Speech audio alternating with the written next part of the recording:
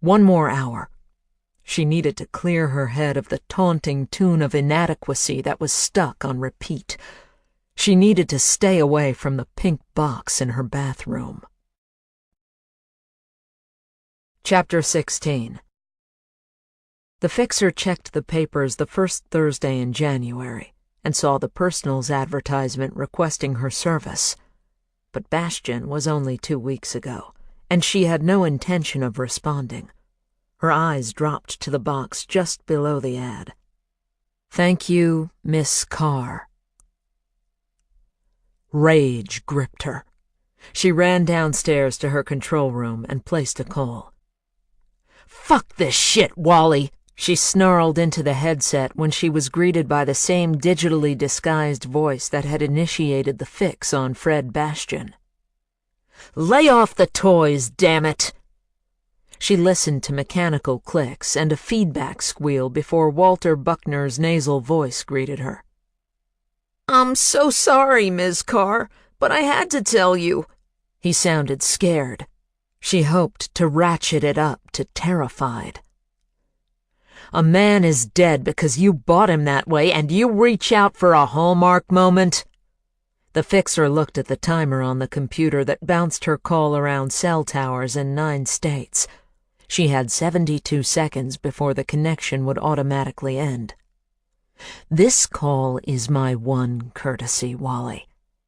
This is over. You clear on that?"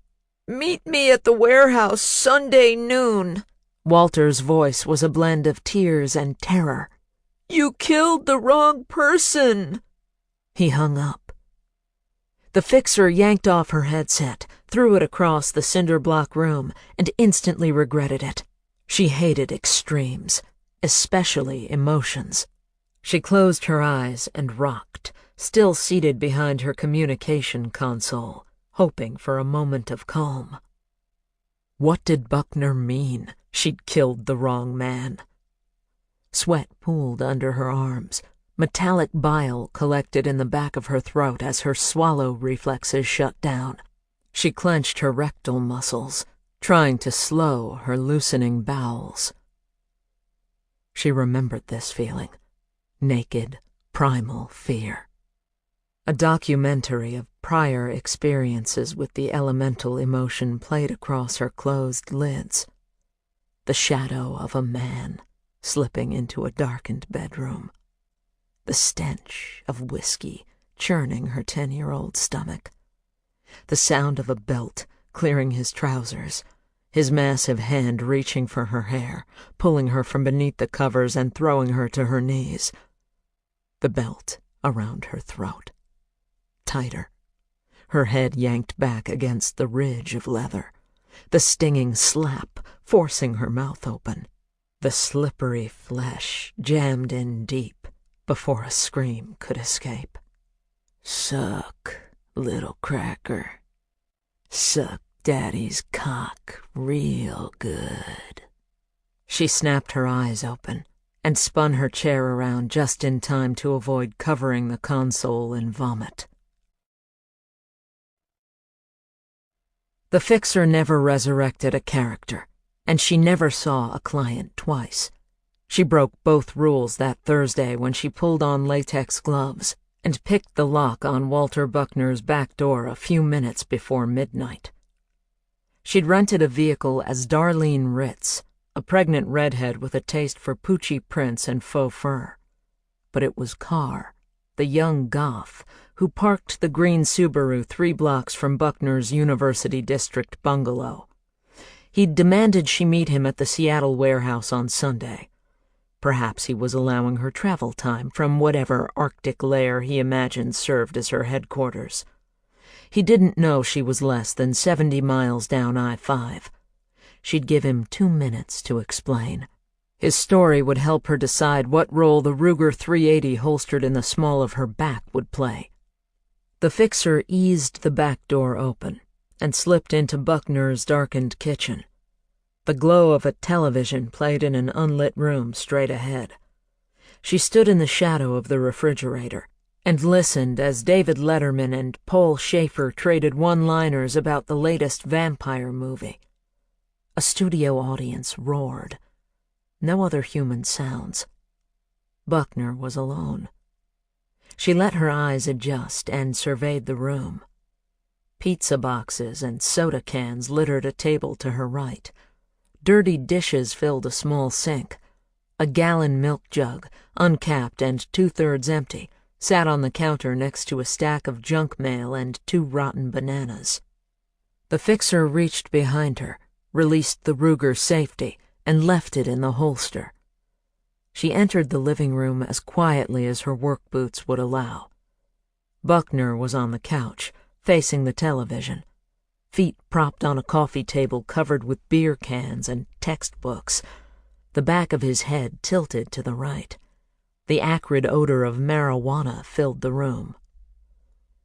"Turn the television off, Wally."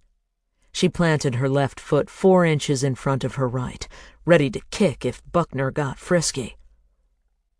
Letterman urged the audience to stay tuned for Selena Gomez, but Buckner didn't move. The fixer snapped her attention to the large window that dominated the east wall of the room. Curtains pulled closed. She spun, pulled the Ruger free of its holster, and gripped it with both hands as she headed down the short hallway. She shoved the first door open and leaned aside. Nothing. She reached in, clicked on an overhead light, and saw an unmade bed, orange crate nightstand, and fiberboard desk. An aromatic pile of clothes covered the floor of the closet. She stepped inside the empty room, pulled Buckner's driver's license from her jacket pocket, tossed it on the nightstand, and made her way to the second door. Buckner's bathroom made the local Texaco toilet look like a photo shoot for Architectural Digest. A dingy yellow curtain was pulled halfway across the filthy tub. Her first instinct was to fire a shot through the mildew-stained plastic, but a bullet in a wall would leave a trail. Spending a shell was always a last resort. A can of shaving cream sat on the side of the sink. Steadying the Ruger in her right hand, she heaved the can with her left. The curtain offered no resistance as the can clanged to the tub floor. She opened the third door and found a room filled with boxes and cheap bookshelves. More books on the floor. A black Telecaster and amp sat in one corner, covered with a heavy layer of dust. The fixer closed the door, confident she was alone. She knew Buckner was dead. She just didn't know how. Any speculation of suicide, overdose, or natural causes was eliminated when the fixer rounded the sofa and faced him. Wally had been restrained. Duct tape bound his hands together in a ragged silver ball. Heavy, white plastic cord trussed his legs and feet. Lifeless gray eyes stared straight ahead. A hole the size of a golf ball where Wally's nose should have been left tissue, muscle, and bone cruelly exposed. The powder residue on Buckner's bruised and bloated cheeks showed he'd been shot at close range. The black plastic handle of a cheap steak knife protruded from his chest about an inch above his shirt pocket.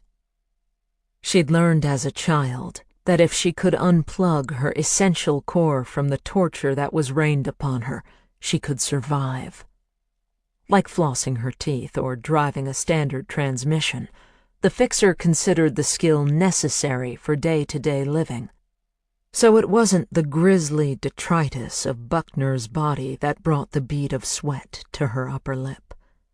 Nor was it the savagery of his slaughter that rang the tinny wail in her ears. It was the legal-sized sheet of yellow paper, pinned to the blood-soaked shirt by the knife in Wally's chest. Hello, fixer. Warehouse. Come now. Taped to the paper was a photograph of the very pregnant Darlene Ritz, standing at the airport Avis counter, smiling as the agent handed her keys to a green Subaru. The fixer lay in the mixture of ice and rain that collected on the roof of the Pier 37 warehouse, opposite the one to which she'd been summoned. It was nearly 3 o'clock in the morning, and her body ached from the frigid 40 minutes she'd spent watching. No one entered. No one left. No light flickered inside. She rolled onto her back and stared into the starless sky. Someone had tracked her. She bit the inside of her cheek until the warm iron taste of her blood filled the back of her throat. She spit and reviewed her vulnerability. Buckner hadn't been dead long. It was unlikely whoever took the photo of her at the Avis counter would risk Wally's body being discovered by somebody else. How many people were involved? Had they staked out the airport rental agencies? How did someone know she was posing as Darlene Ritz? The cold penetrated her wet clothes and numbed her from ankle to shoulder. The thought crossed her mind that she could stay there on the icy roof, let the frigid rain pelt her body until she drifted into sleep. Be done with it. "You killed the wrong person!" Wally's frightened words echoed in an unending cry. But Bastian was a butcher, untouchable, unstoppable. He met every criterion the fixer set for her assignments. "You killed the wrong person!" She'd seen Ortu's beheading. The disc hadn't been edited or staged. "You killed the wrong person!" More than 30 targets over 6 years. Never a doubt, never a mistake. "You killed the wrong person!" Always justice. Never revenge.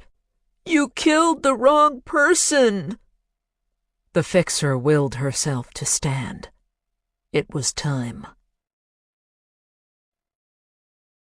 She jimmied a side door, and a pinpoint beam picked her up 4 steps past the threshold.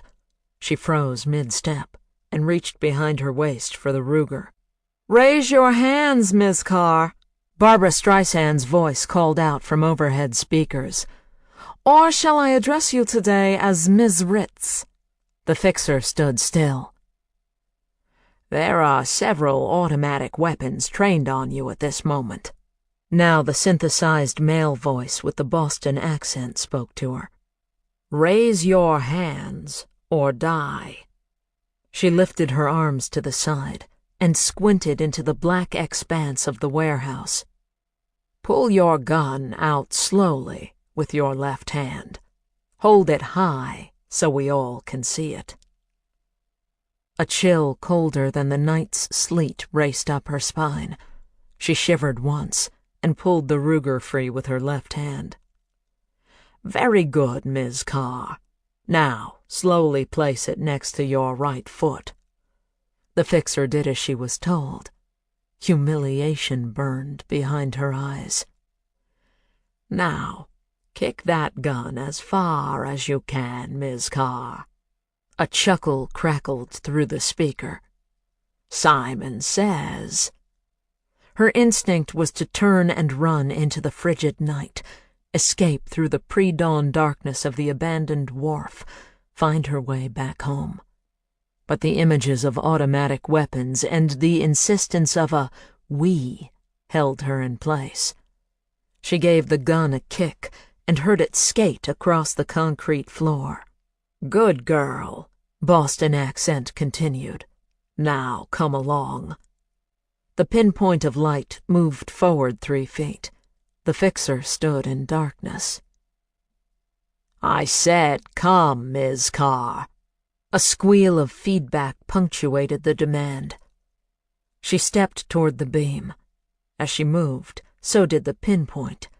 She followed it in darkness, keeping her eyes on the tight circle of light as it weaved past crates and boxes. When it stopped moving, so did she. "Have a seat." The speakers now offered the synthesized voice of a woman, warm and comforting. The circumference of the light expanded and softened, revealing a folding metal chair. The fixer peered beyond the ring of light. Nothing but a black void. She took 4 short steps, sat, shielded her eyes with her hands, and looked up. "I'm here," she called. "Tell me why." A soft chuckle came over the speakers. "So defiant. I find it as unattractive as I do futile. I suggest you adopt a more respectful tone." The fixer had spent her adult life constructing a world in which she held the power. The emptiness of her efforts crushed her as she sat on the cold metal chair. She was defenseless, waiting for the pain to begin, no longer curious as to the form it would take, knowing only that it would come. She closed her eyes and waited. "So tell me, Ms. Carr." Another laugh from the speakers mounted around the warehouse. "What brings you in today?" She kept her eyes closed. "You visited Mr. Buckner." The callous tone couldn't be erased by any mechanical disguise. "It was kind of you to accept my invitation." She opened her eyes, but the effort proved pointless.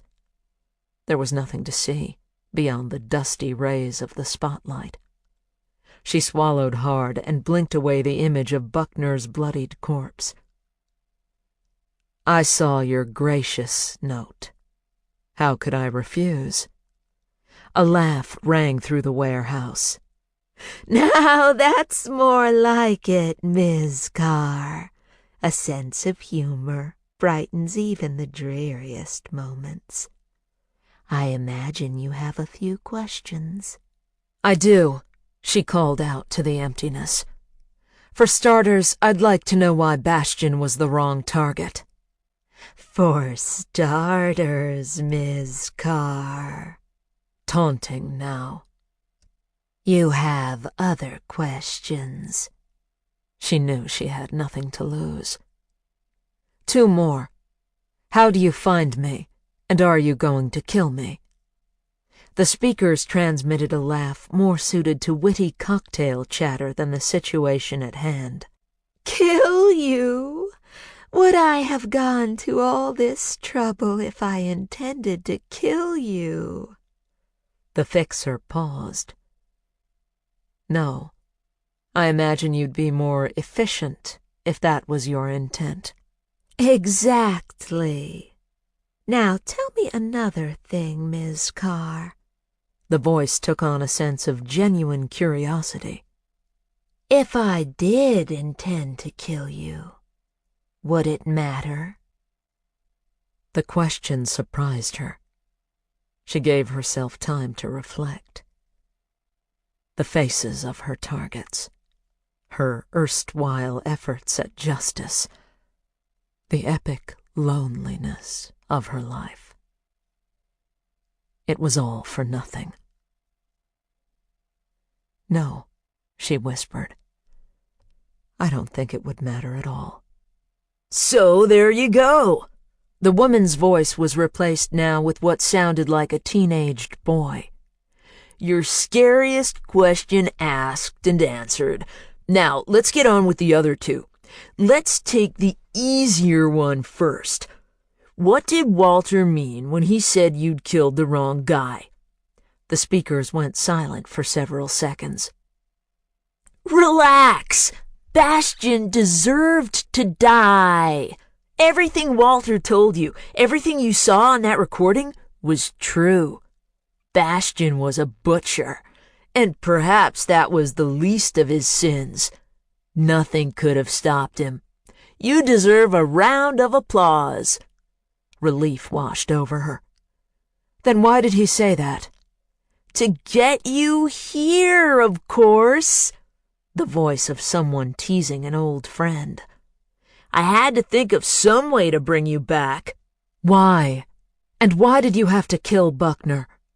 An impatient tongue tisk-tisked over the speakers. Will you let Walter go, Miss Carr? He hired you on my behalf. I'm your employer, not Walter. And I have another job for you." The fixer snapped her head up. "It doesn't work that way. I'm not a gun for hire. One fix. It's done." Successive claps of thunder boomed out of the speakers at louder than rocket launch levels. Sound waves pounded against the fixer's chest. Wooden crates quaked in the surrounding darkness. Concrete vibrated under her feet. She covered her ears as the roar rattled along her jawbone. She bent forward, head on knees, covered her head with her arms, and waited for the roof to collapse. The thunder stopped. Echoes rumbled through the warehouse. The fixer's ears rang in panicked pulses, taking their time allowing sounds to register again. After several minutes, the speakers broadcast the resonant tones of no-nonsense masculinity. "That was your one rebellious move. I'll tolerate no other. You are in my employ, fixer. You'll do what I say, when I say. Make no mistake about it." The spotlight washing her went dark. The same widescreen Buckner used in their earlier meeting glowed to life on the catwalk above her. The fixer blinked her focus toward it and felt vomit rise in her throat. There was Colleen O'Leary, in her ruby-red beret, stumbling across Fred Bastian's deck, balancing the potted poinsettia. There she was, slipping on the steps of his deck. A cutaway shot revealed her walking into his sunroom, sharing a drink with the drunken professor, teasing him, reaching into her boot for the syringe, plunging it into his neck, standing by, waiting for him to die, tidying up, leaving. The screen went blank. The spotlight returned. The fixer tried to stand, but her legs wouldn't obey. "You will be of great value to me, fixer. It goes without saying any dissent on your part will be met with the immediate release of this DVD to both the legal authorities and the media." Blood pulsed in her ears. Her short breaths blew cold across the sweat of her upper lip. "Lest you think my knowledge is limited to Bastian, look again." Once more the spotlight darkened. The flat screen glowed with a new offering, a collage of video clips. The fixer jogging through a park, standing in line at a coffee shop, parking her car, walking up the steps to the clinical offices of Lydia Corriger, walking through the front door of her own home, all with no disguise. Her true identity revealed. The screen went blank. "You're no longer freelance, fixer. You are in my sole employ." The voice over the speaker switched back to Streisand. "Leave now. I'll be in touch." She couldn't move. "Leave now, fixer," the diva boomed. She shivered in impotence, pushed herself up from the metal chair, shuffled to the warehouse door, and stumbled into the freezing rain. Chapter 17. Lydia clicked on the lamp and squinted at the bedside clock. A few minutes past 5. She cursed the phone that had awakened her and threw herself back on the pillow. 6 rings later, she reached for it and checked the screen. She cursed again and answered. "Sorry to disturb you, Dr. Corriger." The male voice sounded too chipper for the pre-dawn hour. "This is Darrell Johnson, attending physician, Black Hills ER. We've got one of yours down here." Lydia struggled into a sitting position. She'd finally slept a few hours after 2 sleepless nights. How did her patients always know when she was least able to deal with their emergencies? "Who and what?" She ran her tongue over her teeth. Identifies herself as Savannah Samuels. Gorgeous woman, by the way. No record of her in our system. Police found her wandering through Priest Point Park. Soaking wet. No coat, barely coherent, not drunk or high, no signs of head trauma. She's physically okay. Lydia rubbed her eyelids against the burning pain that screamed behind them. Seems to be. Blood pressure's a little high, probably situational. No broken bones, no wounds or fever. Initial blood work's fine. No signs of infection. What's she doing now? Dr. Johnson sighed into the phone. Sitting in an exam room, rocking back and forth. Says she wants you. Want me to call the boys on 6 down here? Lydia flinched at the notion of a psychiatry consult. She knew at that hour the unit would be staffed by med students and first-year residents.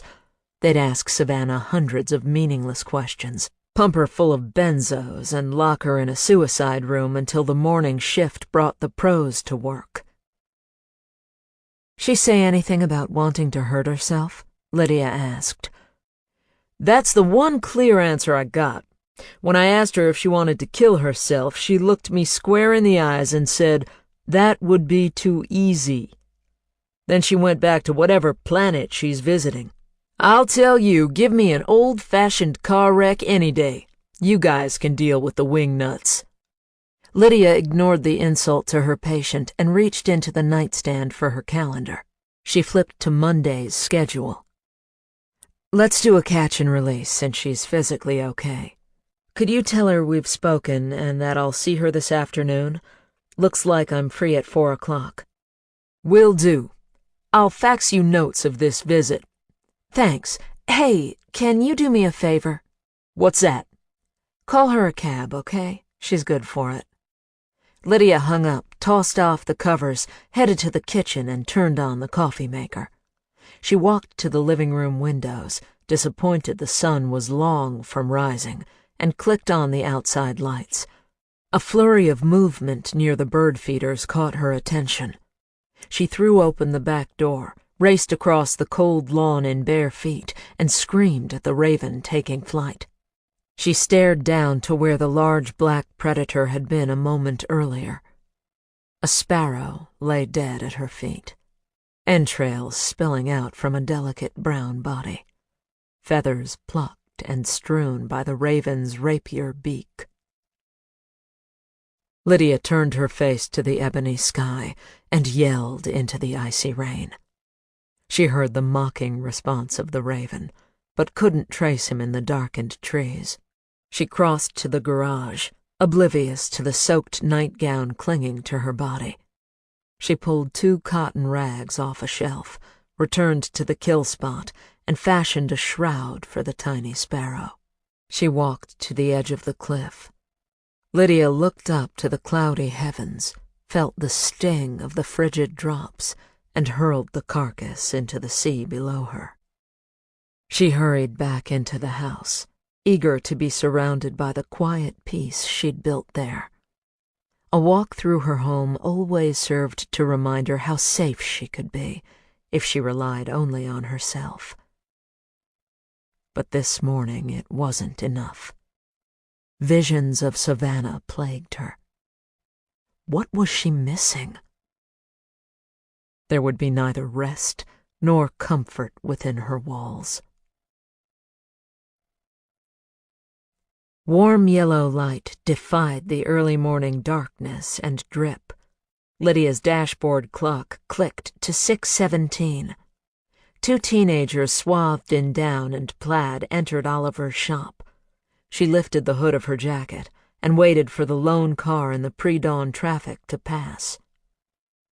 The teenagers placed their order with a tattooed and pierced barista. Lydia recognized her. Her name was Renee, and she had a heavy hand with the steamer. Lydia cursed her luck and decided on herbal tea to go. The teens chatted about local bands. Renee handed them their cups and raised a studded eyebrow toward Lydia. "I've got this one, Ren." Oliver entered from a back room carrying 3 empty air pots. He smiled at Lydia. You're about 90 minutes early." He set the pots down and set to making her usual drink. "I'll drink it here this morning," Lydia said. Oliver's smile widened as he reached for an oversized mug. He poured another cup and carried both to a table away from the teens setting up their laptops. "Mind if I join you?" Lydia swiped a hand through her damp hair and wished she'd used an umbrella. "I'd like that." She was surprised to find herself telling Oliver about the raven killing the sparrow, and at the emotion she fought in its telling. "I don't think this is about the cruelty of the circle of life." Oliver's voice was gentle. "And I sure don't mean to play shrink to the shrink. But if you want to talk about what's really got you so bothered this early in the morning, I'm all ears." Her professional success depended on her patient's ability to trust her never to divulge a confidence. Her own mental health demanded the ability to compartmentalize and ignore the less savory aspects of her experiences. "Tell me how you came to leave the law," she said. Oliver held her gaze as he took a long drink of coffee. She appreciated his acceptance of her evasion. "I'd say it was more a case of the law leaving me." "How so?" Lydia hoped he was less hesitant about self-revelation than she. Oliver watched 3 customers enter the shop, shake off the rain, and head for their morning fix from Renee. "You've seen the statues of Lady Justice, right?" he finally asked. Lydia nodded. "Robed and blind. That's how she's always presented." His voice took on an edge. "She looks a bit different to a prosecutor." Oliver ran a hand over the smooth wooden table. "That's what I was. Started out with the county, taking on thieves and rapists, drunks and druggies. It wasn't so bad. Police would catch 'em, I'd build a case, the jury would hear it, and we'd win or we'd lose." He took another sip. "It made sense then. Occasionally we'd get some slime who'd wrap himself up in high-powered talent, and he'd get off. But even then, there was karma to it. They might get away once, but they always got caught again." "You make it sound so simple." Maybe it was me who was simple, or maybe I should have stayed there. But I was ambitious." He chuckled. "Or maybe I should say I had a fiancé who had ambitions for me." Lydia felt a tug in her gut. "What happened?" He leaned back and sighed. "Penny had political dreams." His smile was resigned. "Maybe she saw herself as this generation's Jackie Kennedy, who knows? At any rate, I loved her, and she loved the idea of marrying a fiery young prosecutor making his name as he prepared for elected office. So I got myself a gig in the state's attorney's office." "And things changed." Oliver focused on the teenagers bobbing to the beat of their earbuds. "Cases got bigger. Fraud, embezzlement, abuse of the public trust. The bigger the cases, the bigger the defense teams, not just lawyers either. These teams came with publicists to manage the headlines months before anything went to trial. Experts to help seed the juries with folks more willing to buy a line of bullshit. Even drama coaches to help corporate raiders deliver just the right balance of humility and outrage while being cross-examined. Lady Justice stopped being about right and wrong, and became all about winning and losing." "So you left?" "Not at first." Oliver seemed disgusted at the memory. "I stuck around long enough and was good enough to be a thorn in some very powerful sides. Maybe they figured if they couldn't beat me, they'd buy me. A major defense firm in Seattle offered me a job at 4 times my state pay, with an office on the 30th floor of the big black box. Penny was thrilled. She suggested we elope and started shopping for real estate on Queen Anne. That's a long way from roasting coffee. Oliver relaxed. This shop saved my life. It was a whirlwind morning. He pointed to the west wall. Penny and I had just left the travel agent down the block after finalizing plans for a quickie Aruba ceremony. He jerked a thumb to the east wall. Then we went next door to pick out stationery for the wedding announcements. Walking errands, Lydia said. He smiled. Just the way I like them. I needed to get back to the office and work out the details of leaving my job with the state. So I left Penny to ogle the options and came in here for a coffee. I'm friends with the old guy who used to own it. We sit down, and he starts telling me it's time to sell. His wife was diagnosed with end-stage cancer, and they're moving to Camano to spend her last days on the island. He starts reminiscing about all the folks who come in for a spot of calm in the midst of chaos. How this shop is part of people's lives. 3 giggling schoolgirls tumbled into the shop and made a boisterous show of ordering while posing in front of the boys in down and plaid.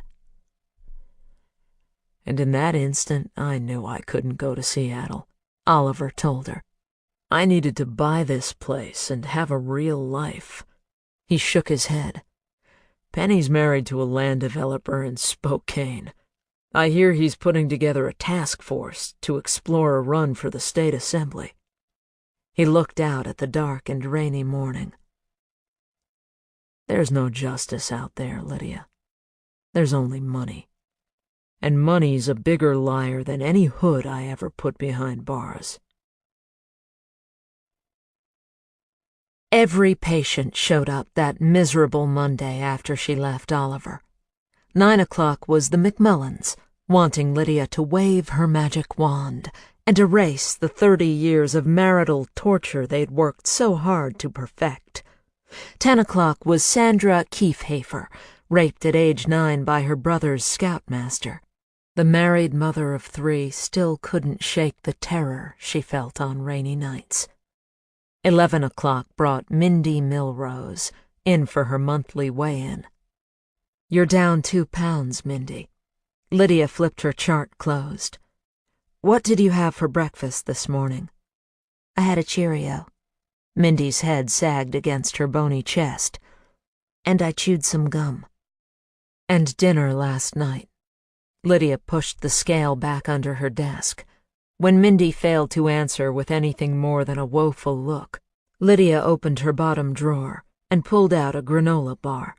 She broke it in half and tossed 1 foil-wrapped piece to her patient.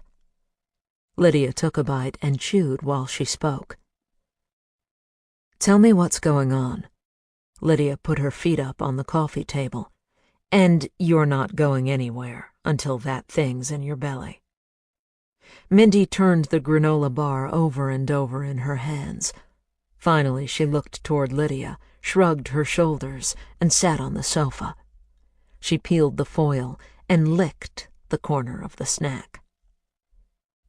"We'll be here all day at this rate," Lydia said. "Don't you have classes this afternoon?" Mindy took a minuscule nibble. "It's chemistry." She chewed the gooey bar. "I missed a step in the experiment on Friday." "You made a mistake?" Lydia asked. Mindy closed her eyes and nodded. "And still the sun came up this morning?" The thin girl's weak smile lifted Lydia's weariness for one brief moment. "Keep eating, kiddo. I'm on the clock here." Lydia's fatigue pulled on her as she moved into the afternoon. At 1 o'clock, she asked Jim Clausen to remind her of his mistress's name. Halfway through her 2 o'clock, she excused herself to splash water on her face.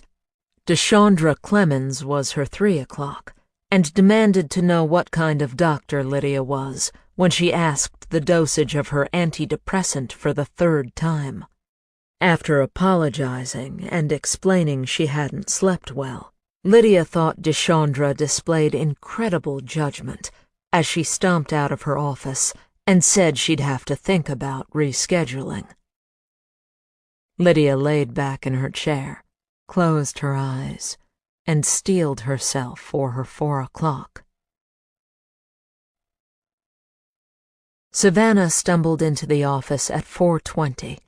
She went directly to the sofa, sat down, and stared into space. She wore no makeup on her mottled and tear-stained face. A knit cap left only oily bangs exposed. Her orange nylon parka was marked by what Lydia hoped was a coffee stain. Her hands lay pale and motionless in her lap. A yellow hospital identification band flashed on her thin wrist. Lydia wasted no time on pleasantries. "Tell me how you came to be wandering in the park in the middle of the night." Her patient was mute. "You got yourself here, Savannah. You want something from me. Tell me what it is." Lydia struggled to stay calm. "You don't have a clue who I am." Savannah stared straight ahead, her voice a whisper. Lydia ignored the challenge. "And you don't know what's wrong with me, do you?" Lydia calculated what addressing Savannah's drama head-on might cost their relationship. "Tell me what happened since the last time we met. What sent you walking in the snow and rain?" "I want to die." Still no movement. "I want to go back and start all over." Lydia was too exhausted for histrionics. "Which is it? You want to die or you want to start over?" Savannah snapped her head around. "You don't care much for me, do you?" "What the hell is that supposed to mean?"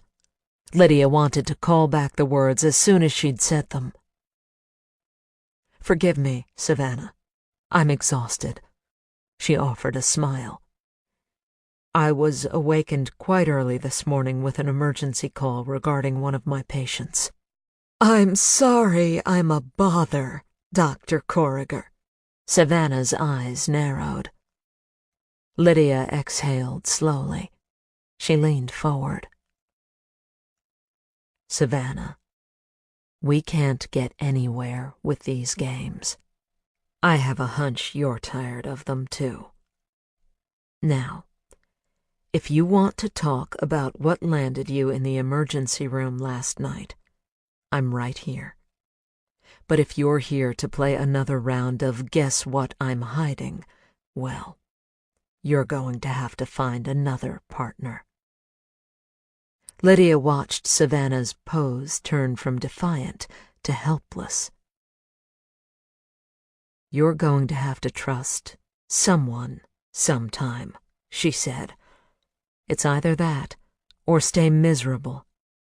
Make a choice, Savannah." Savannah folded her delicate hands together. Her chest pulsed with small gasps of breath. Lydia held her own face passive as Savannah gazed at her with imploring eyes. She sat silent while Savannah stood and paced the room. "Aren't you going to say anything?" Savannah stopped next to the bookcase. Lydia kept her voice and pose neutral. "Make a choice, Savannah. Trust me or leave." Savannah glanced toward the door. She walked to the window, placed her hands on the wooden sash, and pressed her forehead to the pane. Lydia could almost hear the debate raging in her frightened patient's mind. Minutes passed before she spoke. "My name's not really Savannah," she whispered. Lydia offered a gentle smile of encouragement. "Well, if you wanted to make up a name to hide behind, Savannah's a pretty one." Savannah turned around and leaned against the window. "I guess that's what I was hoping for. Something pretty." She risked a hesitant glance toward Lydia. More than anyone, you should know there wasn't much pretty in my life before I became Savannah. Lydia tilted her head and again felt the needling sense that she was missing something. You've shared some of your foster history with me. I'd like to hear more. Savannah pulled herself from the window and shuffled back to her spot on the sofa. Have I changed that much? Do you not remember me at all? Lydia's throat tightened. She was certain Savannah had never been a patient of hers, not in Olympia, not back in graduate school. She would have remembered someone as lovely and as troubled as the young woman seated across from her now. Did she know her from before?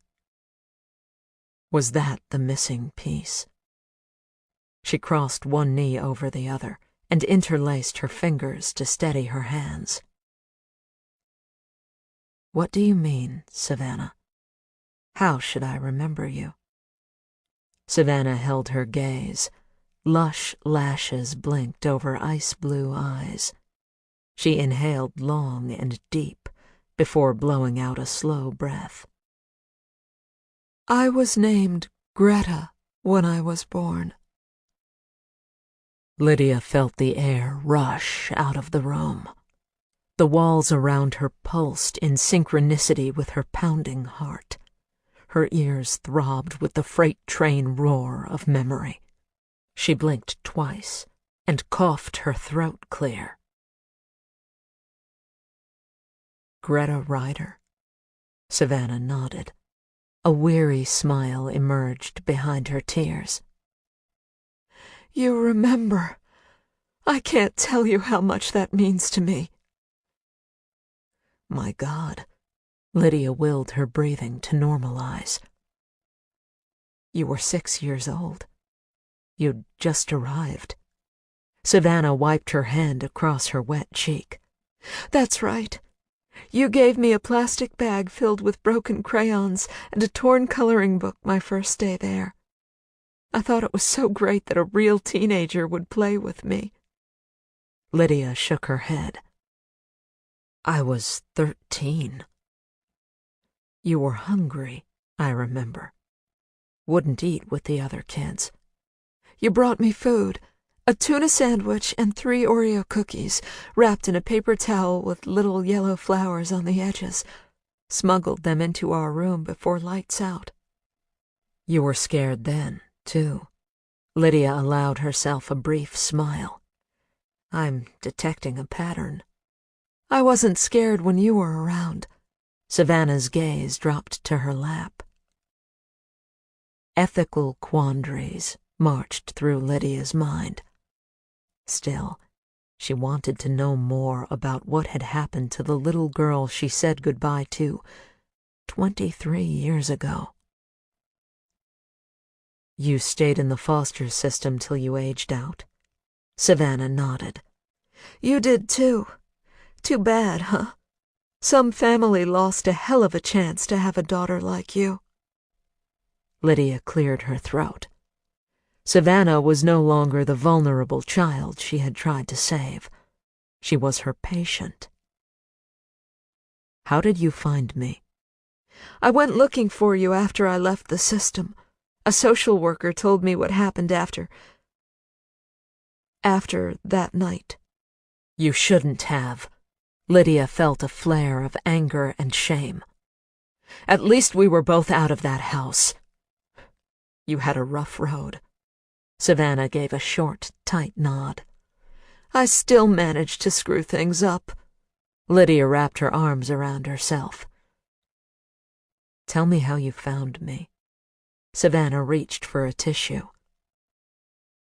Do you believe in God, Dr. Corriger? Are you telling me God lent you a GPS to my door? Maybe.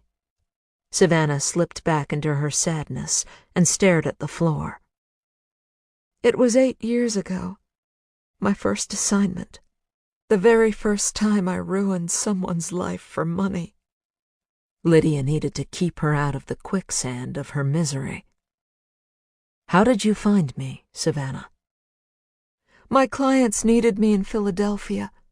A family was squabbling over a mainline inheritance.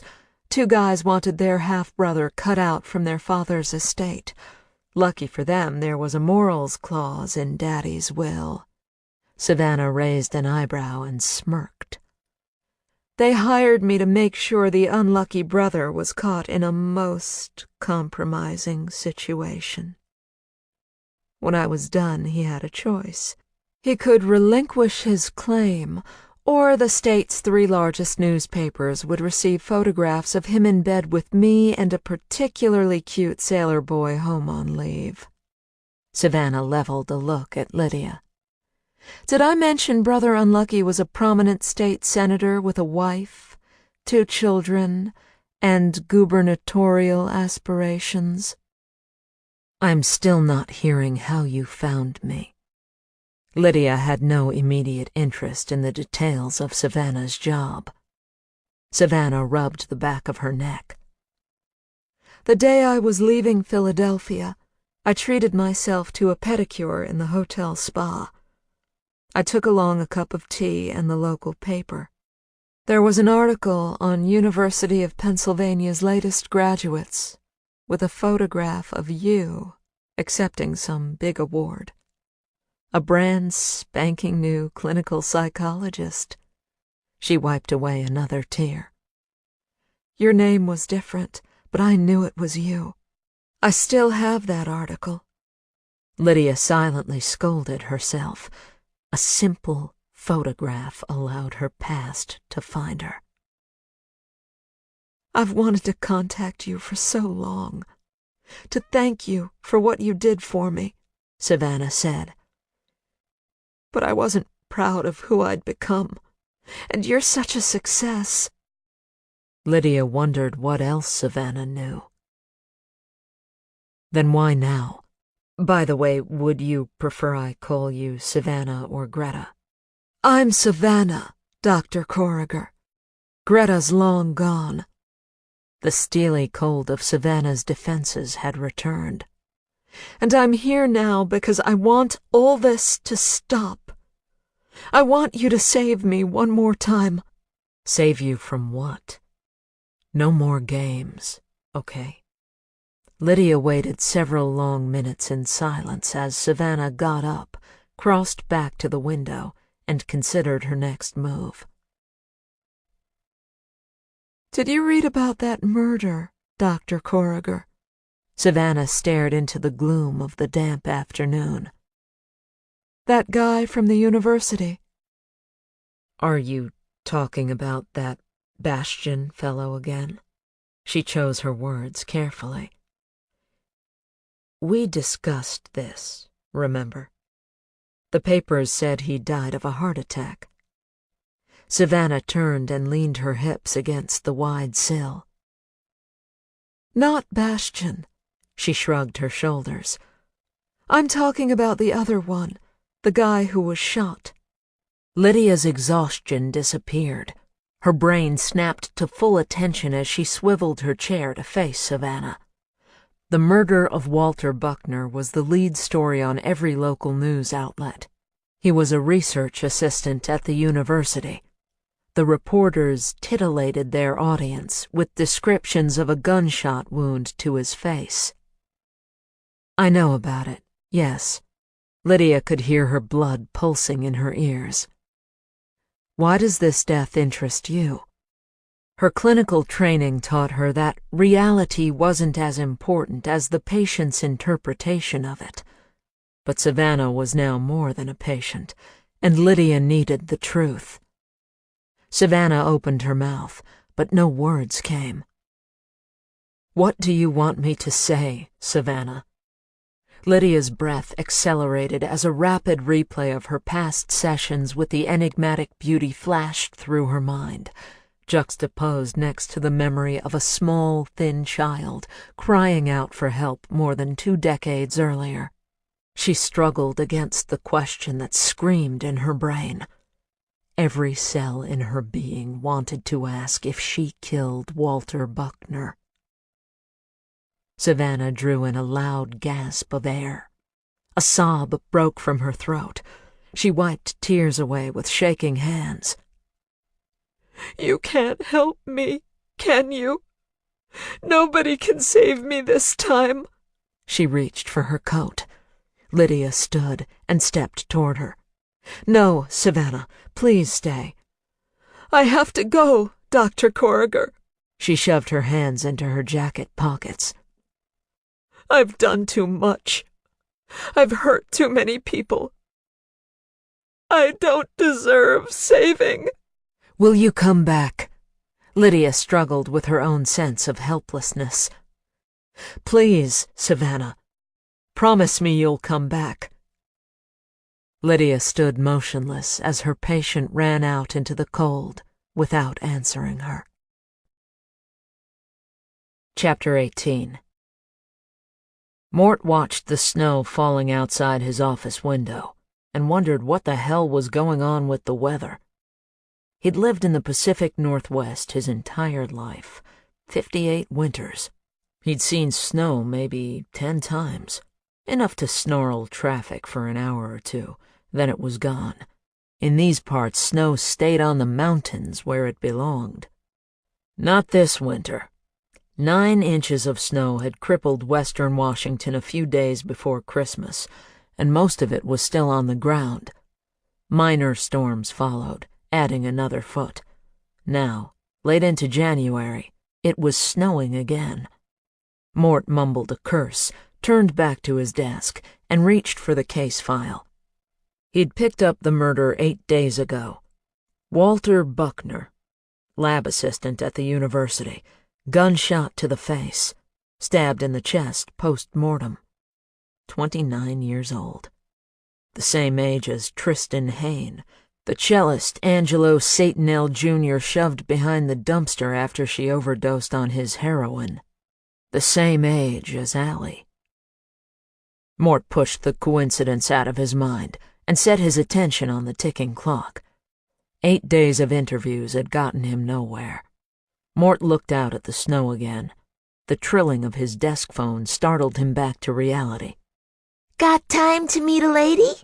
It was Daphne from main reception. "Says she doesn't have an appointment. Says it's about a murder you're working on." Mort reached for a pen. She got a name. Herself or the victim, either will do. Mort heard Daphne repeat his questions and shook his head. Daphne was easy on the eyes, but would never be confused with someone able to make a peanut butter and jelly sandwich without a recipe.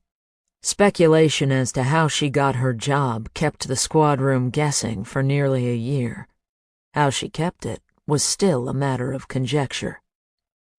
"Says her name is Lydia Corriger." Daphne's voice was like a 6-year-old on helium. "Says she's a doctor from down in Olympia. Says it's about Walter Buckner. You want me to send her up?" Mort looked at the whiteboard dedicated to the Buckner homicide mounted on the wall behind him. By this point, it should have listed an arrest, but a dozen interviews turned up 0. Buckner's landlady only seemed interested in who was going to pay for the days the crime scene was locked down. His parents had flown back from a month-long trip to Australia and were too stunned to be of any help. Buckner's coworkers offered no more than that he was a nice guy who loved pizza with Canadian ham and pineapple, kept to himself, and was focused on his job. 8 days of nothing. "Show her an interview room, okay, Daphne? I'll be right down. Get her some coffee, would you?" "I'll put her in room 6, Mort." Daphne shifted to a whisper. "But I'm not allowed to get coffee anymore. Remember?" Mort recalled the incident with the assistant chief. He remembered being impressed that the EMTs got to him so quickly. "That's okay, Daphne. Put her in 6. I'll handle the refreshments." Mort offered his hand as he entered the windowless room. "Mort Grant, homicide. Can I get you something? We have bad coffee or tap water." "I'm fine, Detective." She shook his hand and gave him her card. "Thank you for meeting with me." Mort read the card before turning his attention to the woman. He pegged her as 5'7", 120, mid-30s, no makeup, mousy hair pulled up in a clip, trying hard to look plain. Typical granola-eating, tree-hugging bookish type from Olympia. He pulled out a chair for his guest and circled to take a seat opposite her. "A psychologist, huh? Chief call for an intervention." He smiled and tossed his notebook on the green Formica table separating them. "Daphne said you had some information on the Buckner murder." She shook her head. "She must have misunderstood. I'd like to talk about the case, if you don't mind." Mort pulled his pen from the inside pocket of his suit jacket. "Daphne's prone to misunderstandings. What's your interest?" He clicked his pen and poised it over his notebook, never taking his eyes off his unexpected visitor in the dated red plaid overcoat. "I'm wondering if you have any leads, what you're thinking," she said. "Do you have information you feel might be helpful?" "That's what I was hoping you'd share with me, Detective." He clicked his pen closed and set it on the table. "You ever been in a police station, Dr. Corriger?" Lydia shook her head. "Ever participate in a murder investigation?" She shook her head again. "You watch television, cop shows, read true crime books, anything like that?" Lydia sat taller in the seat. "What's your point, Detective?" "My point, Dr. Corriger, is that I'm the one who asks the questions." He leaned across the table. "Now, what brings you up from Olympia? What's your connection to Buckner?" Lydia fixed her gaze on Mort. He saw gold flecks dancing in her eyes. "I have no connection. You might say I have an interest." "Describe that interest." Lydia tucked her scarf into her collar. Mort noted the simple gold stud in her left ear. "I'm writing a book. One of those true crime things you alluded to, the mind of a killer, the psychology of the investigators, stuff like that. I've wanted to write one for years. Then this murder happens, virtually in my backyard." She smiled and folded her hands on the table. Mort noted the lack of rings or bracelets, a reliable watch on a good leather band. "I thought this is as good a place to start as any." He tapped his fingers on the table and studied her. "What's your specialty, Lydia?" Her flinch was nearly imperceptible. "My specialty? You mean my practice?" He nodded. "What type of patients do you see?" Lydia breathed deeply before answering.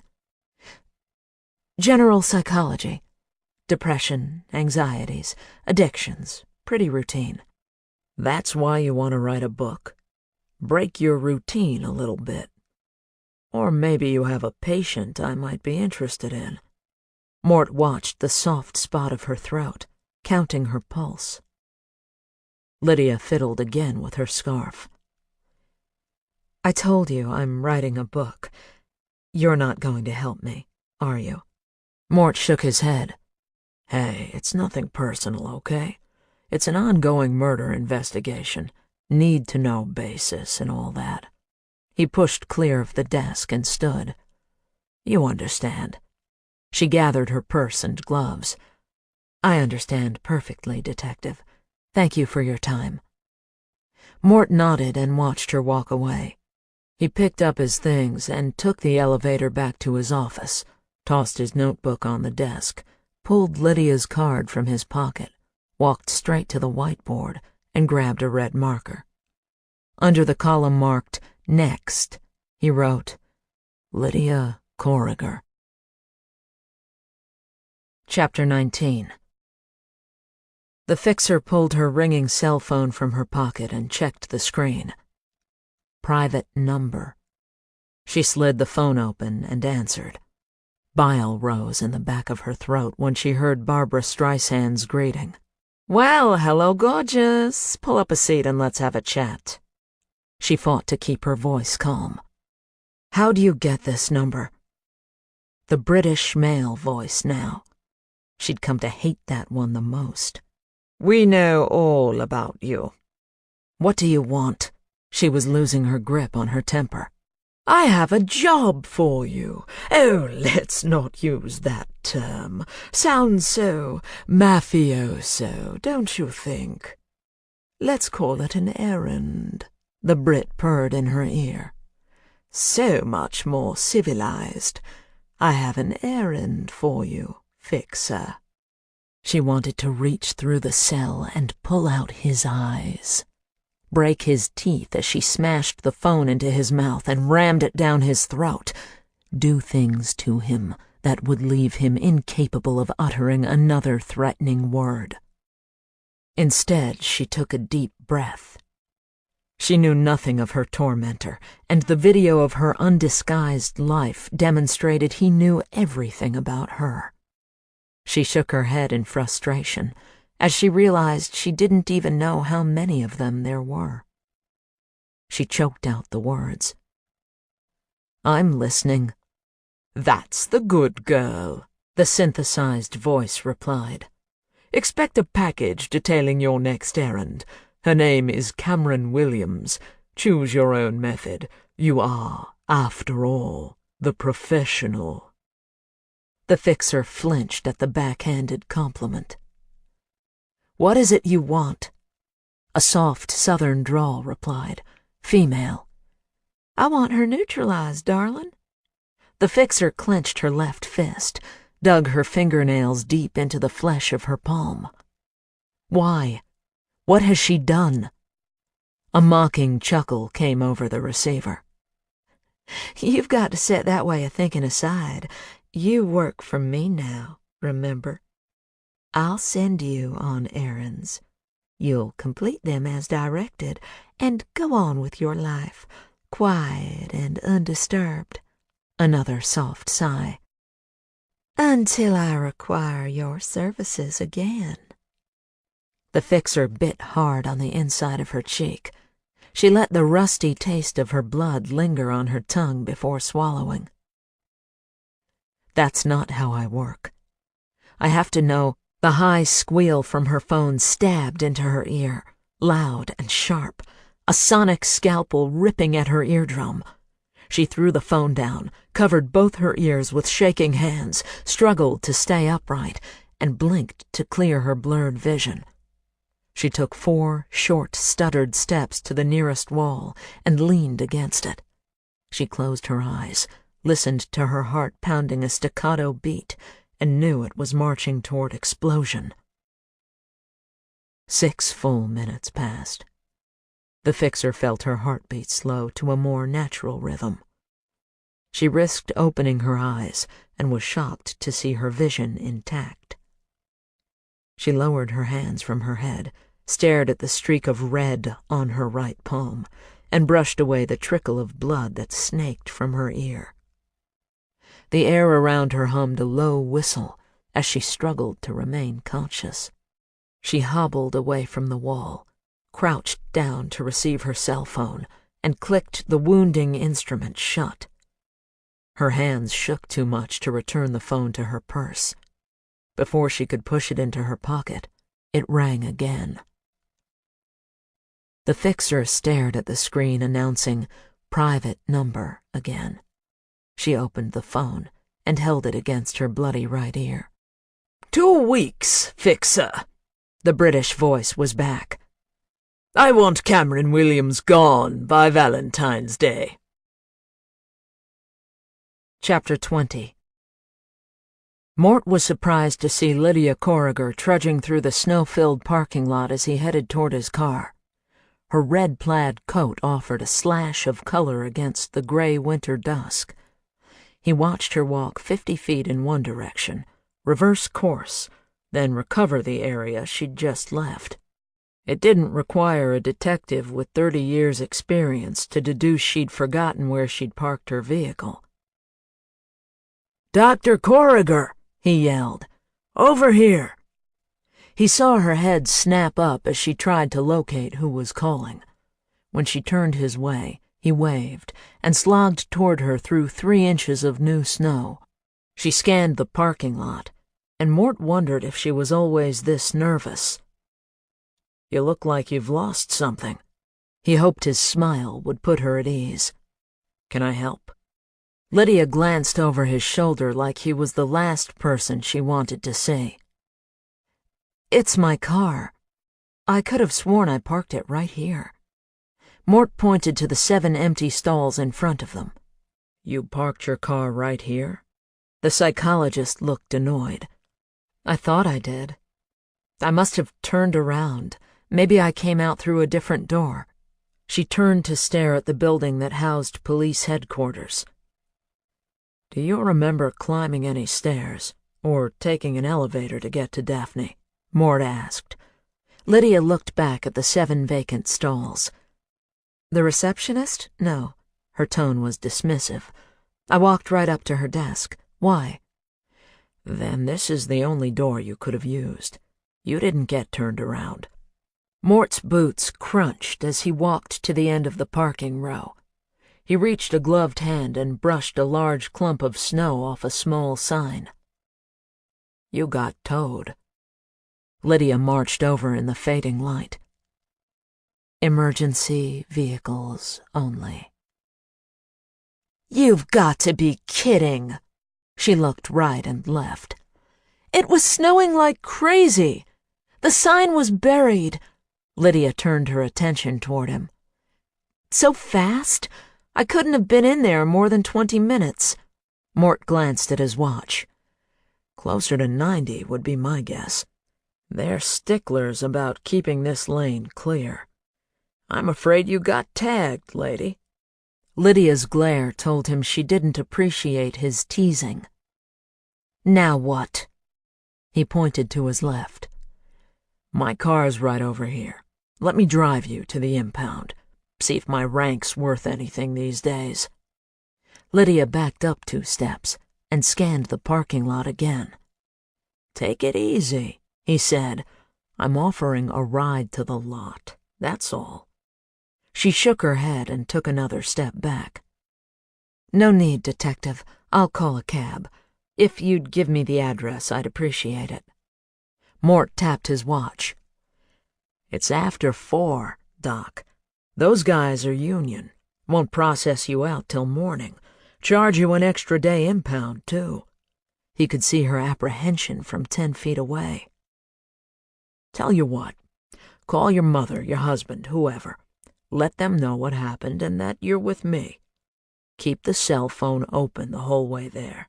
How's that?" Lydia pushed her sleeve up to read her own watch. She looked around the darkening parking lot before turning toward Mort. "Is it far?" "Down in the flats. I can have you there in less than 15. Mort tried to look as harmless as possible. "Might even be able to talk someone into releasing your car tonight." She stood weighing her options. A fresh round of snow began to fall. She looked up into the gunmetal sky. "I appreciate the offer."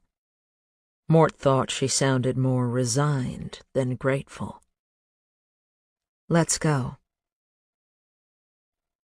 "Nothing like that's come in yet. Let me give a shout and see what's what." Mort was glad to see Zeke McCallum behind the counter at the city lot. They'd first met at the downtown YMCA back when Mort was a patrolman. Zeke wanted to join the force, but couldn't get his weight down to academy standards. Mort offered to work out with him, and the two hit it off. Edie became fast friends with Zeke's first wife, Kara, and the couple spent a weekend together on the Oregon coast when Mort made detective. Zeke's fondness for donuts and sausage kept him out of the academy, but he stayed close to law enforcement working vehicle impound. Zeke's second wife, Alice, didn't care for his police friends, especially those who were fans of Kara, and they'd fallen out of touch. Still, Mort knew Zeke was always good for a smile and a stroll down Glory Days Road whenever their paths crossed. Mort leaned against the counter while Zeke worked the radio. He kept an eye on Lydia, seated on a grimy bench across the small room. "We're in luck." Zeke put the microphone down and called out in Lydia's direction. "Your car's on its way in. Donna John's driving. She never leaves a mark. I was able to grab her before she hauled it to East Side." Zeke turned to his old friend and leaned a beefy right arm across the counter. "That lot's a sewer hole. Why the city doesn't shut it down's beyond me. I wouldn't tow a dying rat there." He looked back toward Lydia.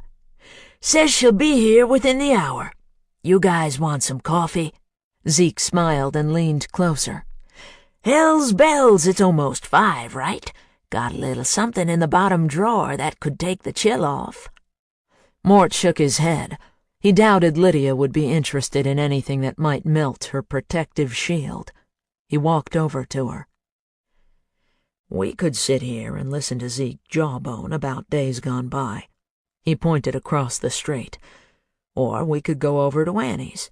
Small, but brightly lit, warm. Plus, she makes the best pie this side of the Cascades." Lydia shook her head. She'd spoken fewer than 10 words on the drive over. "Thank you, Detective. You don't need to wait with me. I'm sure you have other places to be." "Zeke runs a tight ship.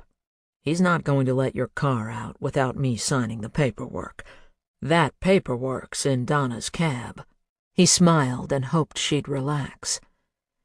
"I'm afraid we're stuck with each other till she gets here." Zeke looked up from his end-of-the-day chores. "Hey, lady! Old Mort here ever tell you about the time he and I decided to take a kayak out in the Ballard Locks?" Zeke chuckled to himself. "Some bitch! That was back when we both lied about our ability to hold liquor." Lydia looked up at Mort. "A slice of pie sounds nice, Detective." The waitress set the heavy china plate holding a mountain of whipped cream in front of Mort. "You sure there's pie under there, Francie?" he asked. "Double-spiced pumpkin. Same's you've been having a week since Jesus was 12. The bleached blonde winked at Lydia.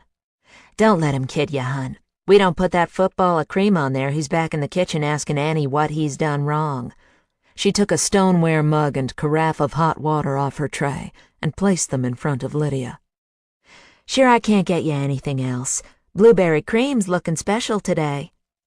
Lydia pulled the mug toward her and held it with both hands. "This is fine. Thank you very much." Mort asked Francie to give his best to Annie and watched Lydia focus on steeping her tea bag.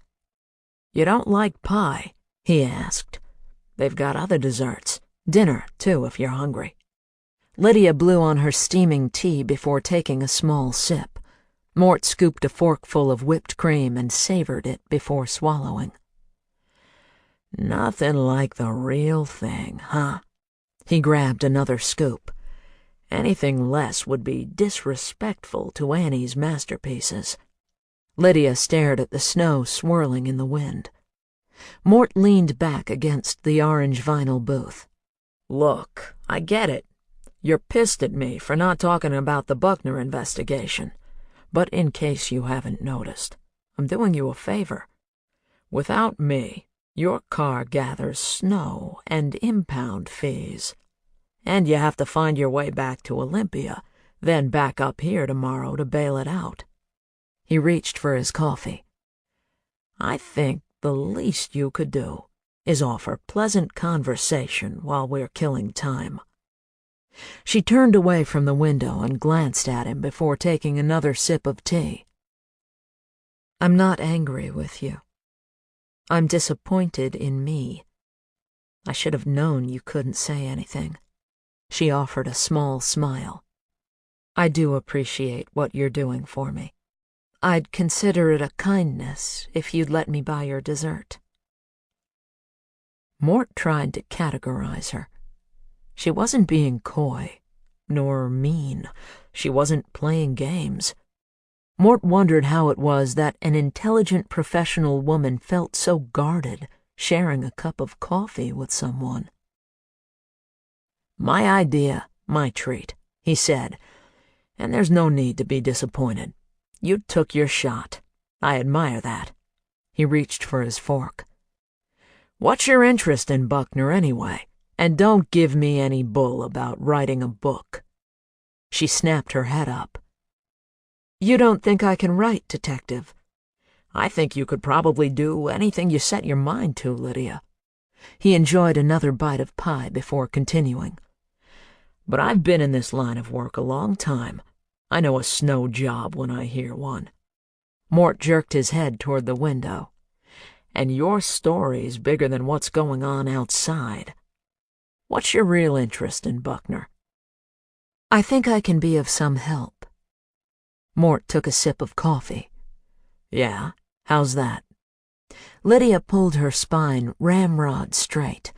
Mort felt a quiver of discomfort as her eyes surveyed him with laser precision. She began her scan at the top of his salt and pepper hair and trailed her focus down his face, lingering a while on his mouth. She continued down his shoulders, concentrated on one arm at a time, and finished by scrutinizing his chest. Mort was glad they were sharing a booth. He didn't want her sizing up his crotch the way she was the body parts north of the table. You're between 50 and 55 years old, she said, closer to 55. You wear your hair in a classic cut, no product. You prefer barber shops. You've been going to the same one for over 20 years. You're fit, but you don't belong to a gym. You prefer outdoor exercise. You have more age spots than you should have, which says you spend a lot of time in the sun. Hiking and biking would be my guess. Mort scooped a bite of pie. You're pretty good. All those years with patience must come in handy at cocktail parties. She tilted her head. You're widowed. The love of your life died about a year ago. She lifted her mug.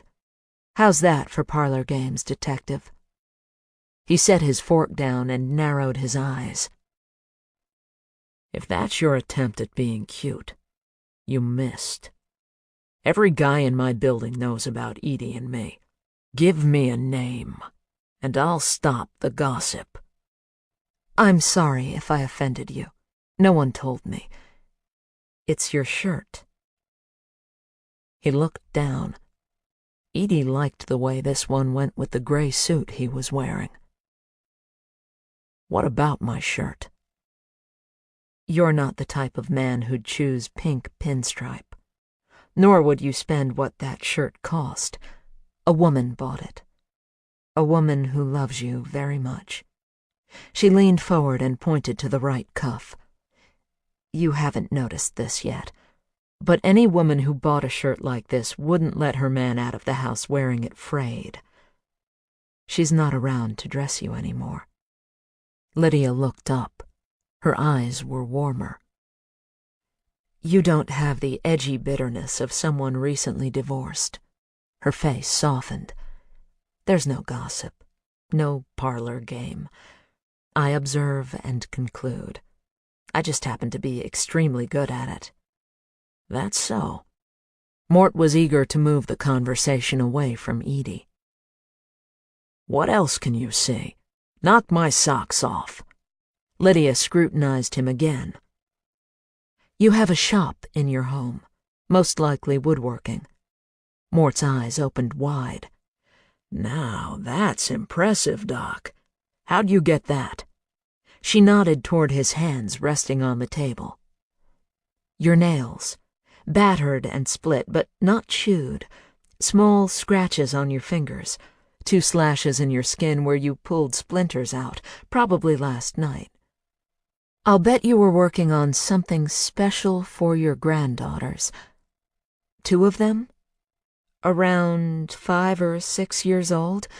Maybe twins? Are you making them dollhouses? Mort sat frozen. Now where the hell did that come from? She leaned back. Was she finally relaxing? Not so tough if you know what to look for, she answered. Workshops in basements are a dime a dozen in your particular demographic. I noticed 2 small plastic kittens clipped to your notebook when you walked into the interview room this afternoon. Perfect gift from a young granddaughter. One yellow, the other pink. Identical, except for color. Ergo, twins. Now, what's a woodworking grandfather who loves his girls enough to bring their kitty trinkets into a macho police station going to make for them? Dollhouses. Observe and conclude, huh? He was impressed. Nothing more. Let me share another observation. She folded her hands on top of the table. Mr. Buckner's been dead 8 days. There have been no arrests, no press releases about persons of interest, no police artist sketch posted on the front page. The trail to his killer is getting colder. Your willingness to meet with me unannounced tells me you've got nothing, and are willing to grasp at any straw that comes your way. Mort looked around the diner for anyone who might hear her irritatingly accurate description of his case. "Let me help, Detective," she said. He sat motionless. "You wouldn't be the first detective to consult with a psychologist. The FBI hires people like me by the dozens." She looked him straight in the eye. "I'm damned good at what I do." Mort stared at her, wishing he could borrow her powers of observation and deduction for 2 minutes. 3 decades of policing and 58 years of living made him a pretty good reader of people. But he couldn't grab a clue off the woman sitting across from him, and he needed to know her connection to Buckner. "What's in it for you?" he asked. Lydia kept her eyes on him, solid and assured. "I can help." She bit her lower lip. "I'll keep my reasons to myself." His cell rang before he could respond. His eyes stayed riveted on Lydia as he answered. "Grant." 3 seconds passed. "Good enough." He closed his phone. "Your car's back. Zeke says I got 5 minutes to sign off or he's locking it up." Lydia pulled on her coat, reached for her purse, and slid out of the booth. "What do you say, Detective?" Mort tossed a 20 on the table and waved goodbye to Francie. "I'll think about it. And call me Mort, will ya?" Chapter 21. "You're late." L. Jackson Clark offered his deepest basso profundo as Mort sat down and proffered a pint of Guinness in penance.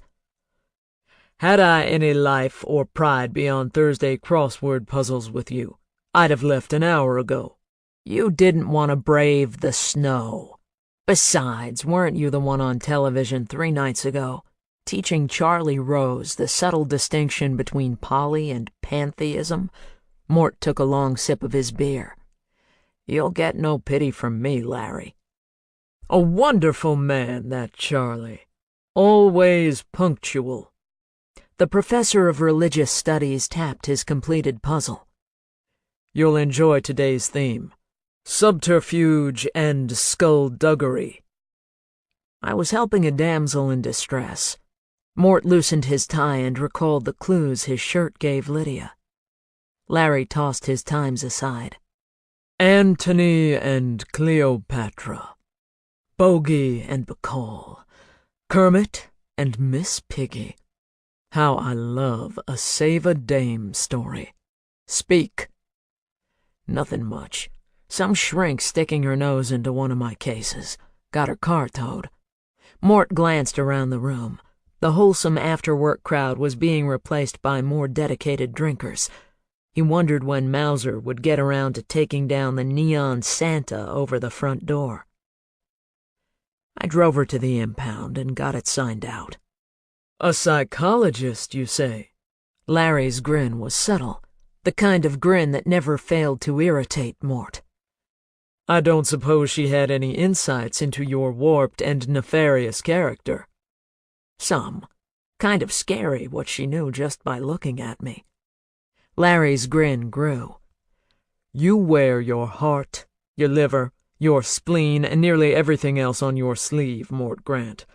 Don't be surprised that someone reads you, doctor or no. I'm not a man of mystery, is what you're saying? Not even of riddle. For example, right now I can tell you're working a calculation that's not adding up. Anything to do with the damsel you just rescued? Mort reached into the bowl on the table and tossed back a handful of peanuts. She's not being straight with me, that's for sure. What's her interest? Says she's writing a book. And you don't believe her? No, I don't. Mort washed the peanuts down with another pull of Guinness. But something is telling me to stay close. Something cosmic, perhaps? Larry resumed his half-grin. Mort scowled. Save it for the students, Dr. Clark. Pass me my puzzle, and let me enjoy the skullduggery. Chapter 22. It was nearly 9 o'clock by the time Lydia pulled into her driveway. The winter storm made the drive down Interstate 5 long and slow. Too much time to think about the happenings of the day. She longed for a hot shower and a hard workout. Something told her a good night's sleep wasn't an option. She heated a can of soup and thought about Mort Grant's kindness. She'd send him a bottle of scotch in the morning. She needed him to help her find the truth behind who killed Walter Buckner. Lydia hoped the trail wouldn't lead to Savannah. She was putting her bowl in the dishwasher when her phone vibrated along the kitchen counter. She glanced at the clock. 10 o'clock straight up. She reached for it and felt a wash of relief to learn it was the hospital calling. Dr. Corriger? A familiar male voice. It's Daryl Johnson from Black Hills ER. I thought you might like to know we've got your girl down here again. My girl? Lydia held the phone to her left ear. Savannah Samuels. I called a few nights ago. The cops found her wandering the park. Lydia pinched the bridge of her nose, hoping to quench the fire of fatigue and fear. Yes, Dr. Johnson, I remember. Savannah's back. She is, but she won't be for long. Ambulance brought her in about an hour ago. Barely a pulse when she arrived. Lydia snapped alert. What happened? Police found her. You'll be getting a call from them, too. Johnson's voice dropped to a whisper. I thought I'd give you a heads up. Why would the police want to talk to me? Lydia's stomach muscles clenched. She didn't like the idea of answering any questions about Savannah. A patrol car making the rounds found her hanging from the rafters of your office porch. Lydia's knees buckled. She grabbed the counter for support. The screams of the 6-year-old Greta echoed in her brain. She replayed the last time she saw Savannah, running out into the winter twilight, so convinced she was beyond saving. Lydia summoned every ounce of will to sound professional. I'll be there in 10 minutes. I don't think that's a good idea. She's intubated, unconscious, on her way to intensive care. I'm afraid there's no way to know how long she'd been hanging. We can't know the extent of damage until she wakes up. Doctors will be with her all night. Tomorrow's better. I'll be there first thing. Thank you for calling, Dr. Johnson. She closed the phone without waiting for his goodbye, stumbled to the breakfast nook, and collapsed into a chair. Lydia knew that as a psychologist, it wasn't a matter of would a patient suicide, but when. Her training had prepared her to accept that reality of her profession. Through the years, several of her patients made less than lethal attempts, but she had never lost one. And Savannah wasn't merely a patient. Lydia's mind raced backward in time. She was just 13. Was it her fourth foster placement or her fifth? She remembered the day the social worker dropped the timid little girl with black curly hair and sad blue eyes into the care of Lenny and Cindy Huntsman, who fawned over her in the presence of the county worker and assured the harried woman that Greta would be fine. The social worker smiled at Lydia and told her she was counting on her to take the tiny little girl under her wing. Lydia remembered nodding, wishing she could tell the social worker what went on when Cindy passed out after her twice-weekly bottle of gin. Lenny's stare kept her quiet. Lydia rubbed a hand over her face. The memory of a hot summer night 6 days after Greta arrived materialized. They shared a bedroom. She'd been stupid enough to allow herself the fantasy that she could keep Greta safe. Then came the familiar, soft click of the bedroom door opening. He stood over her, watching. She forced her breathing to roll slow and steady, mimicking deep sleep. She waited for him to snap the covers back. But this time he turned. Lydia hoped she'd hear him shuffle back to the door. Instead, she heard Greta cry out. She heard the swearing and the slapping as Lenny tried to silence the terrified child. She remembered reaching for the baseball bat under her bed, yelling for Greta to run. The first swing, the second, the warm splash of Lenny's blood on her face as she connected for a third time. The rest of that night was lost to her. But on this night, she sat at her table, buried her head in her hands, and cried for the little girl she failed to save and the women they'd become. Lydia needed sleep. She went to her bathroom and turned the water to the hottest setting. She ran it while she undressed, filling the room with steam. She pulled the glass door open, stepped under the spray, and hoped the hot water would float the pain out of her consciousness. She turned to face the hot water, careful to keep the right side of her head away from the spray.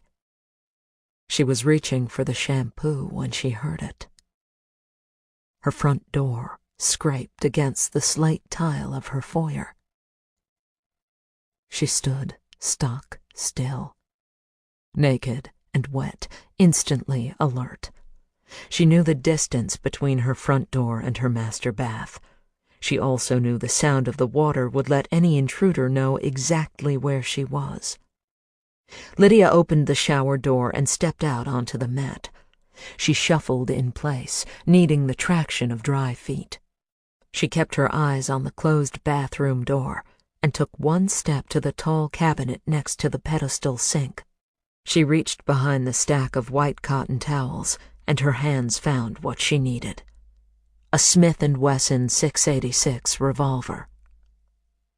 Lydia stepped lightly, allowing that the sound of the shower would mask her movement. She pressed her left ear to the door. Nothing. She turned out the bathroom light, steadied the heavy gun in her right hand, and entered her bedroom. The small reading light on her nightstand was lit. The bedroom was empty. Lydia heard her front door scrape the entry slate again. Still naked, she trained the gun on the open bedroom door, crossed to the window, and lifted a corner of the drape. Lydia peered into the starless night. She could see less than 20 feet down her snow-filled drive. She listened for footsteps or car engines, but heard neither. She crossed back to her bathroom and pulled a white terrycloth robe from the hook, keeping her eyes and her gun on the closed bedroom door. She reached into the shower stall and turned off the water. 3 minutes passed with no sound or movement. Lydia opened the door. A small lamp in her entry was on. It wasn't supposed to be. She inched down the hallway, the gun steady in a two-handed hold. She strained to listen. Motion, breathing, anything. She heard nothing. She reached the foyer, flipped the switch controlling the lights in the living room, and saw the splintered door jamb. Small pools of water glistened on the entry slate, melted snow from the boots of an intruder. No wet footprints led into the living room. She turned toward the kitchen and saw dry hardwood flooring. Whoever came in had entered, took a few steps, turned, and left. She turned off the small table lamp and flipped the living room switch again, casting the interior into darkness. She crossed the wet entry slate and turned on the exterior lights. From her vantage, she could see her entire front yard and down her long drive. Nothing but blowing snow. Lydia closed the front door as best she could. She'd nail it until a repair could be made. She clicked on the living room lights. A large manila envelope sat on the foyer table. No address. She picked up the envelope and weighed it in her hands before heading to the kitchen. She sat at the breakfast table, the envelope in front of her, her gun 2 inches to the right. Lydia tried to steady herself by taking inventory of the emotions swirling inside her. There was rage at the invasion of her home, fury for whoever had robbed her of her illusion of security.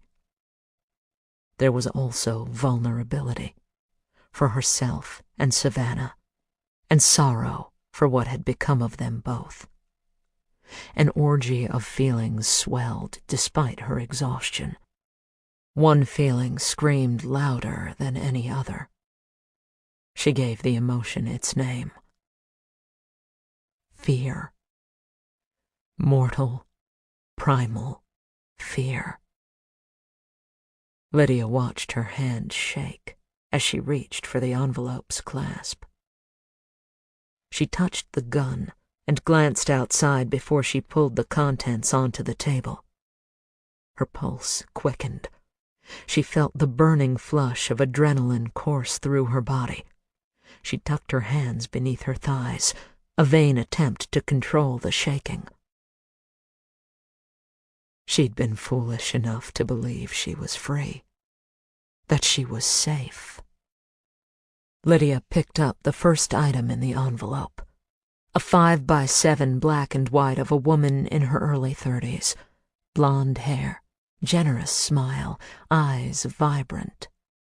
She stared at the photo and frowned at its implication. She reached for another item, a business brochure for elegant edibles. Lydia opened it and read their promise of an unforgettable event. Complete party planning, corporate or private, small or large, full-service catering, wedding receptions their specialty. Visit their website for menu samples and more.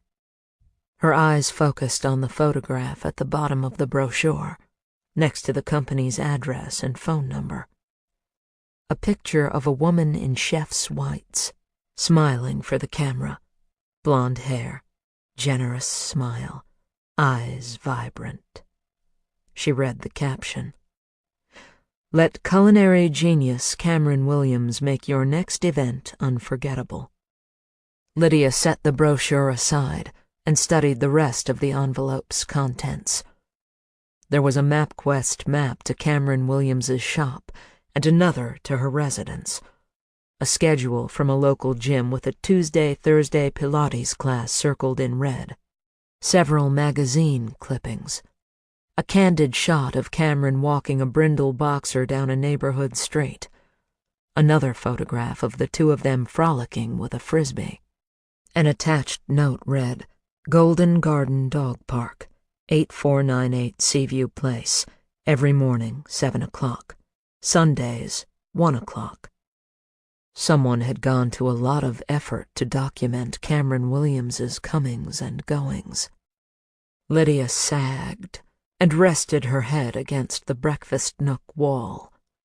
A morbid montage of memory flashed across her closed eyes. Back 6 years to a 57-year-old bookkeeper, serial rapist, 19 victims identified. Likely triple that. None older than 7. Each too terrified to testify, an audio recording of him bragging about how to lure kids away from a playground withheld by a judge bothered by the suspect's lack of knowledge that he was being taped. The next memory was the father of a 4-year-old girl, put in intensive care by the raping bookkeeper. He cried impotent tears in Lydia's office, unable to give justice to the daughter he couldn't protect. Asked her how he was supposed to live with that. She knew his pain. The harsh, cruel slap of justice denied. The worthless moaning that nothing could be done.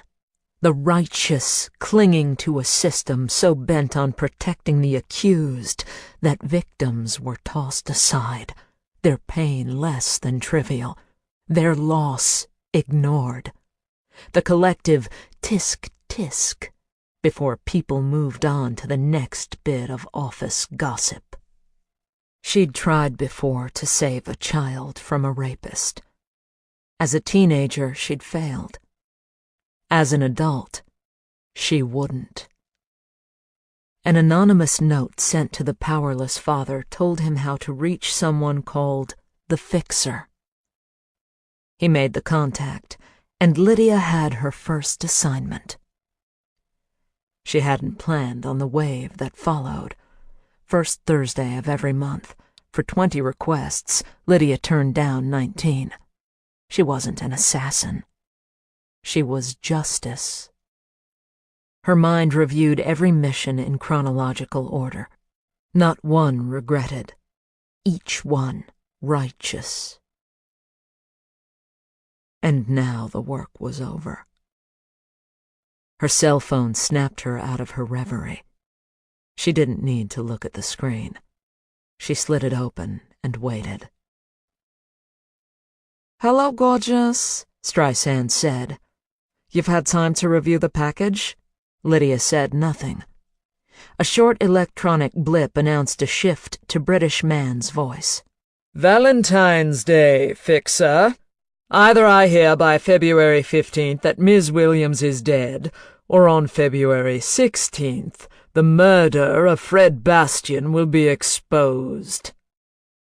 The call ended. Lydia glanced at the calendar magnet on the side of her refrigerator. She had 17 days. Chapter 23. Mort Grant barely heard his phone ring over the noise of his cappuccino machine. He glanced at the screen. Robbie was calling. "What has you up so early?" He switched off the milk steamer. "It's an hour later here, Dad," Robbie chuckled. "When are you going to get your time zones down?" "That was your mother's job." Mort cradled the receiver under his neck and blended the foamy milk with the rich espresso. "Hey, I just made myself a latte with that fancy coffee pot you and Claire got me." "You're a true metrosexual. Next, it's weekly manicures." Mort glanced at the fingernails that allowed Lydia to conclude so much about him. "How are the girls?" "You should know better than to send pictures of those dollhouses before you're ready to ship them. You raised 2 kids, for God's sake." "That was your mother's job, too." Mort took a long drink of coffee. "Did Claire like that I'm making them chateaus?" "She did," Robbie said. "Said maybe you're getting over the fact your son married an immigrant." Robbie's dreams of becoming Paris bureau chief had evaporated when a semester abroad left him too homesick for an expatriate's life. He begged the lovely woman he'd fallen in love with to follow him home. "Only way a mope like you gets a good-looking French woman is she's looking for a green card. Count your lucky stars," Mort said. "What's new with you? That Holloway story shaping up?" "That's why I'm calling. Mind if I poke around in that detective head of yours? Mort pulled out a stool and took a seat at the breakfast counter. You still leaning towards something more nefarious than a romp in the sack turned ugly? Robbie blew out a long sigh. Every bone in my body tells me it was a hit, Dad. I've learned Holloway loved hired help. I've spoken to a few of his favorites. They tell me he wasn't into anything kinky. Wham, bam, get off me, ma'am. That was his style. And there's still no lead on that hooker. A city that small, all the pros know each other. No one knew her. I've tried to track her down from her registration. Name's Anna Galetta Salata. Credit card's legit. Opened 6 years ago and only used once to book the room where Holloway died. Paid in full with a wire transfer from a numbered account in the Caymans. Hasn't been used since. Mort shifted his weight. I don't know many hookers with offshore accounts. You pull the original credit application? Gotta be a job or phone number. Social Security. I thought I'd be one step ahead of you. Mort could hear his son smile all the way from Denver. I owe someone big time, but yeah, I gotta look at the original application. Connects with a P.O. box in Ohio. Secured with a $5,000 escrow account. No need to verify employment. Social Security matches up with someone named Sella O'Brien. And since you're not telling me that Sella O'Brien turned out to be Anna what's-her-name, my hunch is Sella's dead. Mort reached for the pen and paper Edie always kept by the phone. Robbie was quiet for a moment. Died 16 years ago, Charleston, South Carolina. Drowned at her 17th birthday party. How the hell did you know that? Easiest way to get a phony birth certificate is to request it in the name of someone who won't find out. Dead people are your best bet. Get the birth certificate. You have easy access to a social, simplest form of identity theft. Mort tapped the pen to the tablet. You're looking for someone in her early to mid-30s. Age of the social should match up close enough to pass eye inspection. What was the hooker's name again? Anna Galetta Salata. Robbie spelled the last name. You think I'm onto something? 2 and 2 usually add up to 4, Robbie. Let me see what I can find out on my end. I got some digging I need to do on another front. Might as well go for a twofer. I appreciate it. Robbie's voice softened. Everything else okay? Everything's fine. You worried about me or something? You're my dad. It's my job to worry about you. I'll give your love to the girls. Tell 'em Papa's whipping those dollhouses into shape. Mort hung up the phone and wondered what Allie worried about. Chapter 24. Nancy Tesler had been an attending physician at the Black Hills ICU for 9 years and knew how to recap a patient's situation in 5 sentences or less. Once Lydia introduced herself as a psychologist with admitting privileges, the seasoned veteran got right to the point. Still unconscious, still intubated, pulse and blood pressure erratic, reflexes intact but sluggish, body temperature relatively stabilized. We'll know more when she wakes up. Lydia searched her face for any sign of encouragement. When do you anticipate that will be? No way of telling. Dr. Tesler shifted from her clinical voice. I heard she hung herself on your porch. Lydia nodded. Tough break. Go see her. Couldn't hurt. Might help. I'll call you if there's any change. Lydia thanked her, left her contact information, and headed toward Bay 13. A rumpled man with thinning brown hair rested his head against Savannah's leg while he caressed her hand. Lydia heard him crooning her name, urging her to wake up. Savannah was pale and small on a high bed surrounded by blinking and beeping monitors. Her delicate beauty was striking against the starched white pillowcase, despite the waxy stillness of her face and the garish bruise across her throat. Lydia tapped on the open glass door, and the man snapped his head in her direction. His middle-aged face was blotched and puffy. He rubbed his eyes and stared bleakly at her. She stepped closer to the bed. "I'm Dr. Corriger." The man shoved his chair back and strained to pull himself upright. Lydia imagined he'd been locked in that uncomfortable position for hours. He wiped both hands on his slacks before extending his right one. "I'm Jerry Childress." He cleared his throat. "Savannah speaks highly of you. Thanks for coming." Lydia shook his hand. "You know me?" "From Savannah." His voice weakened. "She said she was counting on you to fix her." He dropped his head. It was several seconds before he composed himself enough to continue. "I only wish you could have." "I'm so sorry to meet you under these circumstances, Mr. Childress. How is she?" Lydia nodded toward Savannah. His face crumpled. "No change. I try to tell myself she's just sleeping." He reached for Savannah's fingers, pulled his chair back, and resumed his vigil. Lydia stepped to the bottom of the bed and placed a hand on Savannah's blanketed foot. "How do you know Savannah, Mr. Childress?" He sat up and directed red-rimmed eyes toward Lydia, never letting go of Savannah. "I'm her fiancé, Dr. Corriger." He blinked several times. "At least that's how I think of myself. I've asked her, no, begged her, to marry me dozens of times. She hasn't said yes yet, but she hasn't turned me down either." Savannah never mentioned a boyfriend, let alone a fiancé. She always described men in distant and disparaging terms. "How long have you been together?"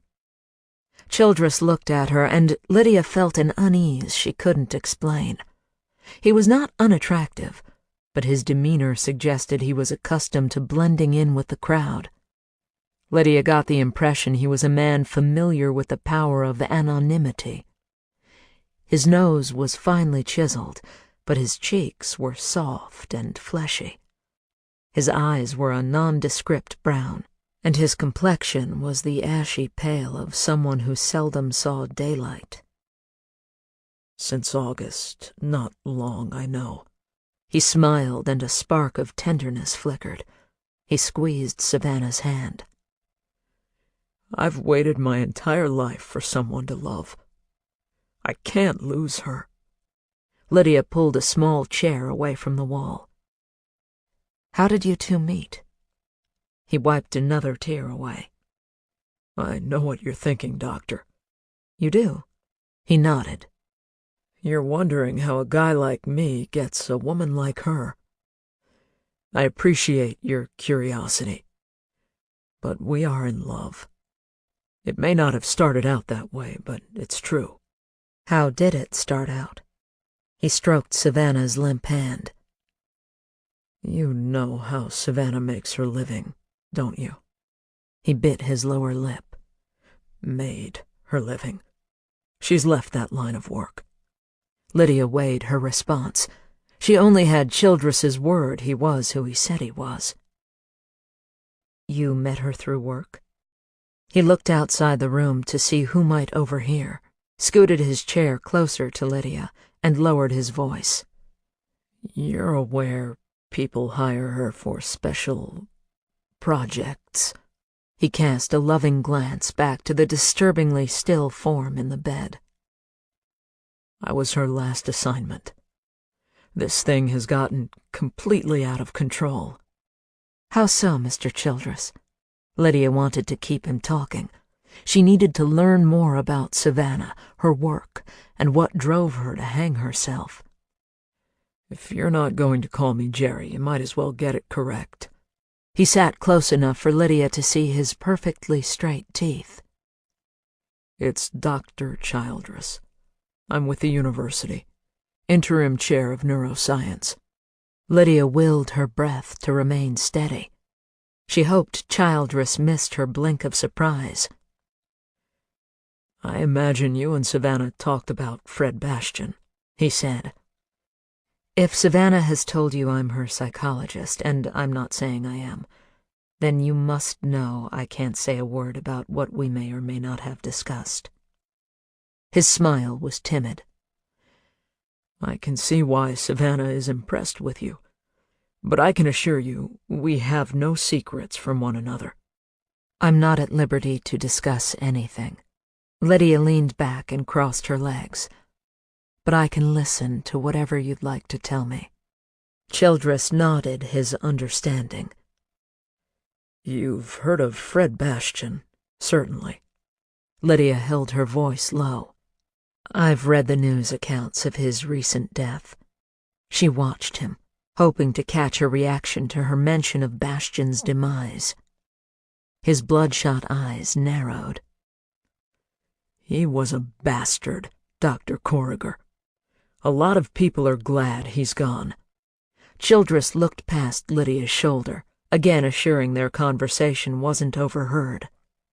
Name a corruption, and Bastian was involved. I've read about his research. Something about emotions? Yes, he said. His research is quite brilliant. But don't for a moment assume he was seeking answers to benefit humanity. Bastian's work existed for one reason only: to propel the fame of Fred Bastian. Every move he made was calculated to bring him a step closer to that Stockholm stage. No offense, but it's long been my impression that having an overblown ego is a basic job requirement for success at Bastian's level.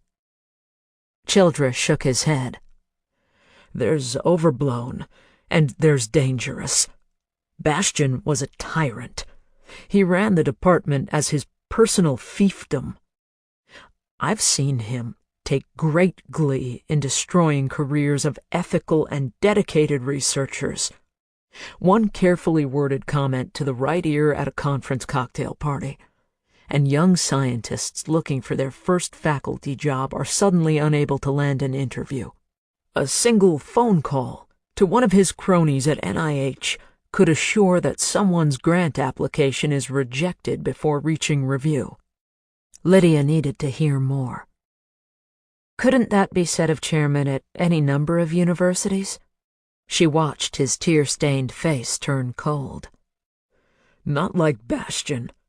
His abuse of office knew no bounds.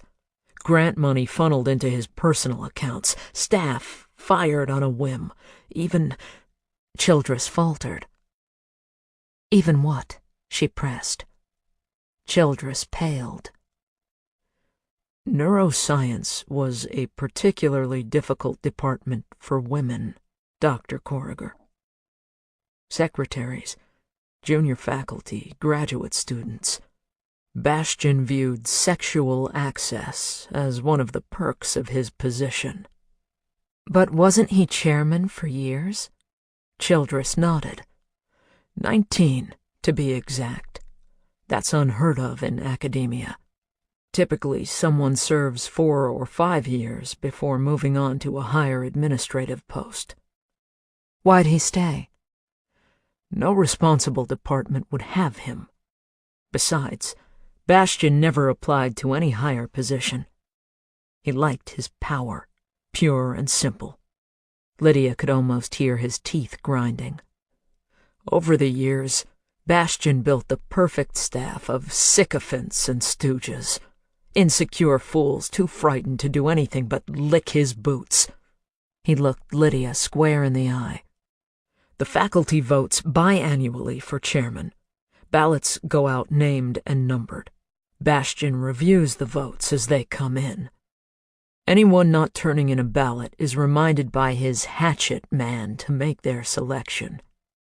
Anyone supporting a candidate other than Bastian is targeted. A reason for termination is always found before the next election. Childress pulled a handkerchief from his pocket and wiped his nose. As a result, the university president got 100% endorsement to keep Bastian as chairman. President Thornton would hold him up as a shining example of how to cultivate and maintain faculty loyalty. Lydia let Childress's comments sink in. They were consistent with what Wally had told her about Bastian's love of obedience and adoration. She wondered if Childress knew about the secret lab Bastian kept off campus, or his butchering of Ortu. In all these years, no one tried to stop him. In the beginning, certainly. Childress hung his head. But Bastian's hatchet man was charged with keeping the faculty in line. Methods didn't matter. If complaining professors could be co-opted with a sabbatical or research funding, Bastian got it for them. If that didn't work, well, let's just say the environment would become hostile enough that they'd either transfer or be fired. Within a few years, he had the faculty he wanted. A group of weak-willed children terrified of upsetting Daddy. I'm sorry. Lydia crossed her arms and leaned back. I can't see a bunch of PhDs allowing this. He lifted his chin. That may be because you don't understand how effective Bastian's hatchet man was. And you do? Childress turned to Savannah, motionless on the bed. His face softened as he stared at the woman he so clearly adored. The whir of the respirator and the bleeps of the heart monitor were the only sounds. In time, he turned tear-stained eyes to Lydia. I'm sorry to say. He cleared his throat. I'm sorry to say I do. I was Bastian's man. It was my job to make sure he could do whatever the hell he pleased. He hung his head and whispered. And I was frightfully good at my job. Lydia felt a pang of pity that instantly morphed into disgust. Her eyes narrowed as she watched the soft academician cry so hard his shoulders shook. Now he's dead, she said, and you're interim chairman. New boss, same as the old boss. Childress snapped his head up. No, not now. Not with her. I want to be a man she can be proud of. You still haven't told me Savannah's connection to all this. How did you two meet? He sighed and strained to stand beside his beloved. It's a tale I hoped would have a happy ending. He stroked Savannah's cheek and spoke to the comatose patient. We were on our way, weren't we, girl? He brushed a raven lock from Savannah's ghostly brow. Bastian and I thought we had the faculty right where he needed them. Rubber stamps to anything he proposed, turning their collective blind eye to whatever sin he committed. His abuse worsened with each acquiescence.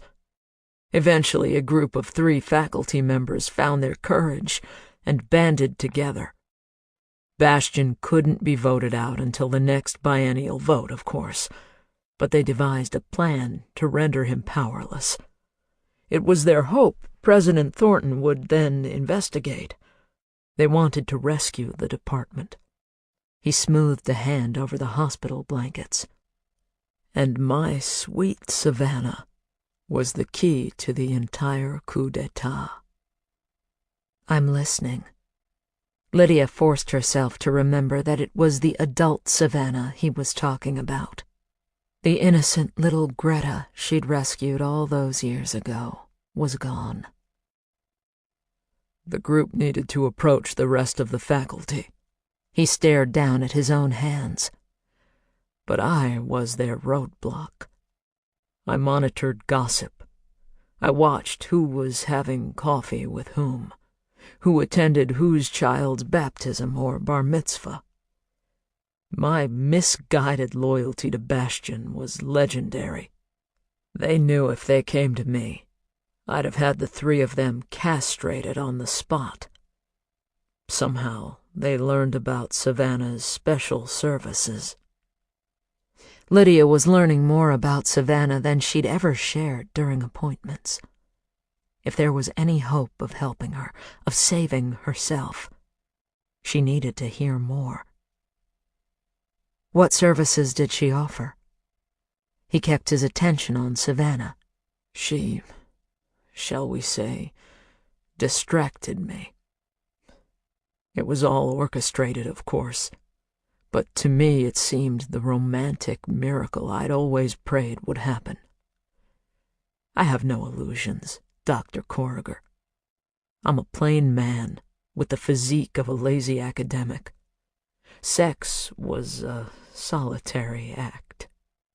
Intimate connection with a woman was something I could only fantasize about. He chuckled. Maybe that's why I was so horrible to others. Lydia ignored Childress's self-pity. She needed more about Savannah's involvement with the Bastion affair, and if that involvement extended to shooting Wally Buckner and stabbing a note to his chest. She needed to know if Savannah could lead her to the voice behind the synthesizer who threatened her existence. "How did it begin?" she asked. He traced a finger down Savannah's motionless face, careful not to disturb the breathing tube lodged in her throat. She was seated next to me at a faculty recital. Tchaikovsky's First. Is there a more romantic concerto in the world? He closed his eyes, lost in the memory. I noticed her, of course.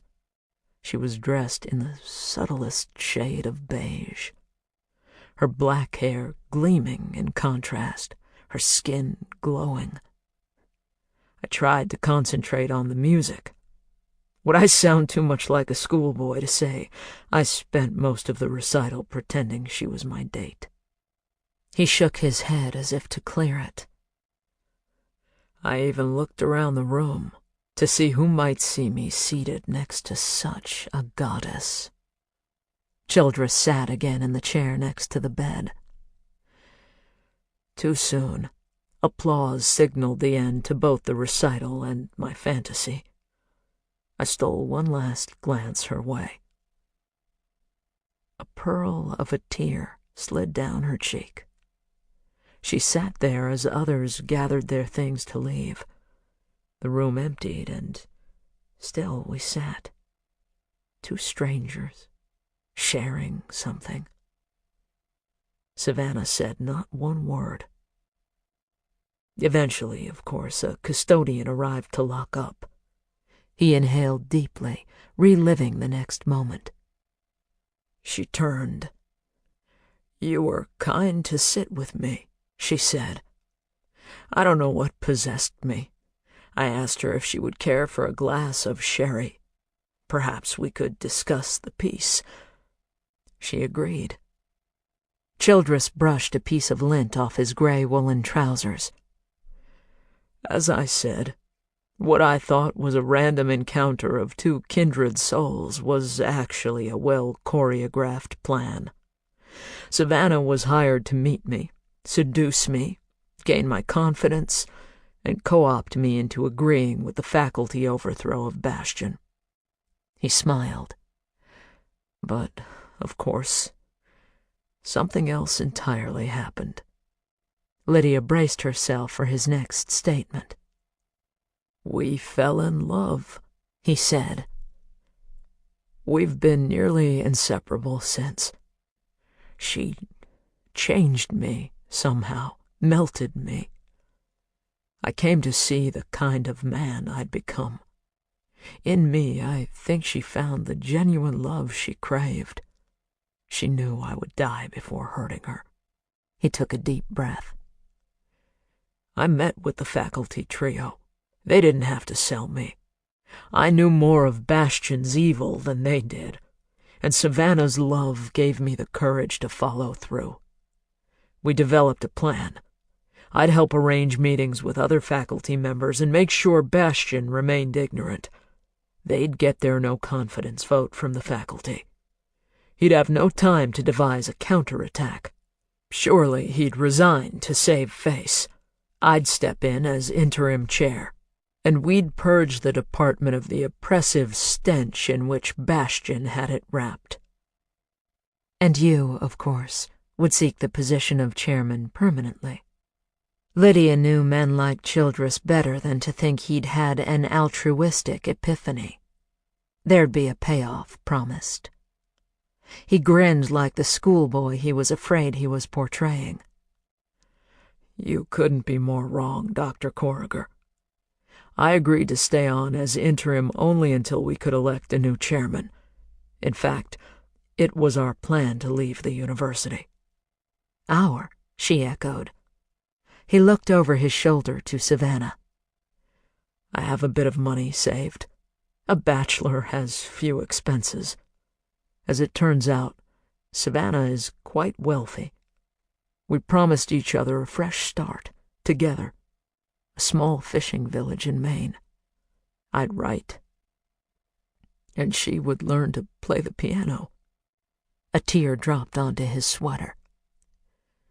A simple life. For as long as it lasted. Lydia felt a pull of sadness for the woman little Greta had become, and the pitiful man who loved her. So why are we in this intensive care cubicle? What went wrong? He blinked his eyes clear. The faculty plan worked as intended, of course. Bastian was blindsided, eviscerated, powerless. He rubbed the back of his neck. Unfortunately, he chose that very night to have his heart attack. That was the beginning of the road that led us here. Savannah felt responsible, that the meeting had somehow brought on his attack. No amount of logic could dissuade her. She couldn't get over the coincidence of his dying on the day our plan was executed. She began to fall apart. Little things at first. Her mind would wander. She took less care of herself. I begged her to return to you, but she would just repeat her idea that she was broken and no one could fix her, that she'd sinned, and Bastian's heart attack was a sign of the punishment that awaited her. Childress didn't try to stop the tears. And then that graduate student was murdered. Do you remember reading about that? Lydia's pulse quickened. What does he have to do with Savannah? She became obsessed with the idea that his death was her fault, too. I suppose someone in your profession would call it paranoia, or even psychosis. But she got herself into such a state. She wasn't eating. She never slept. I tried to tell her it was an unfortunate coincidence, a random act of violence. But she grew even more certain there was a connection between the two deaths, and that the sins of her past somehow caused both men to die. Lydia leaned in. Were Bastian and the student connected in any way? Childress gave a bewildered shake of his head. Bastian was head of neuroscience. The student, Buckner was his name, Walter Buckner. Nothing. A second-year graduate research assistant, audiology, as I recall. No connection whatsoever. He raised his hands in frustration. But there was no convincing her. I think her concerns over the deaths of Bastian and that poor boy rendered her too vulnerable for the news we received recently. It was too much for my fragile darling. What news was that? Childress tilted his head. You don't know?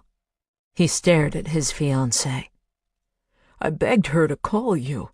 She was so upset. Lydia flashed upon Savannah running out of her office. Tell me what happened. He leaned back in his chair, breathed a heavy sigh, and caressed Savannah's hand. Savannah is HIV positive, Dr. Corriger. A work-related condition, you could say. She informed me not long after we met, when we realized things were serious between us. She told me she never gave it a second thought, that for years she welcomed the death she knew would come soon. She didn't know which of the many special projects had infected her. She said she assumed it was divine justice for the life she led. Childress beamed at the woman on the bed. But that changed when we fell in love. He looked up at Lydia. She sought treatment for the first time. She began taking care of herself, even traveling to Italy to learn about a new intervention. Lydia remembered Savannah's explanation for the 7 weeks between her first and second appointment with her. She said she'd been someplace warm on a business-related trip. She adhered religiously to her medication regimen, Childress continued. Her doctors told her she had every reason to be optimistic. HIV is no longer a death sentence, you understand. Lydia nodded. She was stunned at what she didn't know about Greta/Savannah. But her optimism died with the news. A tear slid down his cheek. Despite how careful we were in our affection, I learned yesterday I'd become infected. He brought Savannah's hand to his lips and kissed it tenderly. I told her it didn't matter. I'd pay any price to be the man I'd become as a result of her love. We'd enjoy our life in Maine for as long as we were given. But the agony of guilt consumed her. I begged her to call you. She said her shame was too awful. She wanted you to remember her as she once was. He turned his rheumy eyes to Lydia. His shoulders shook as he cried out. But she made one last visit to your office porch. Why? Why did she do it? Lydia had no answer. She offered her sympathy and support, and sat with him as he cried. Still, she needed one more question answered.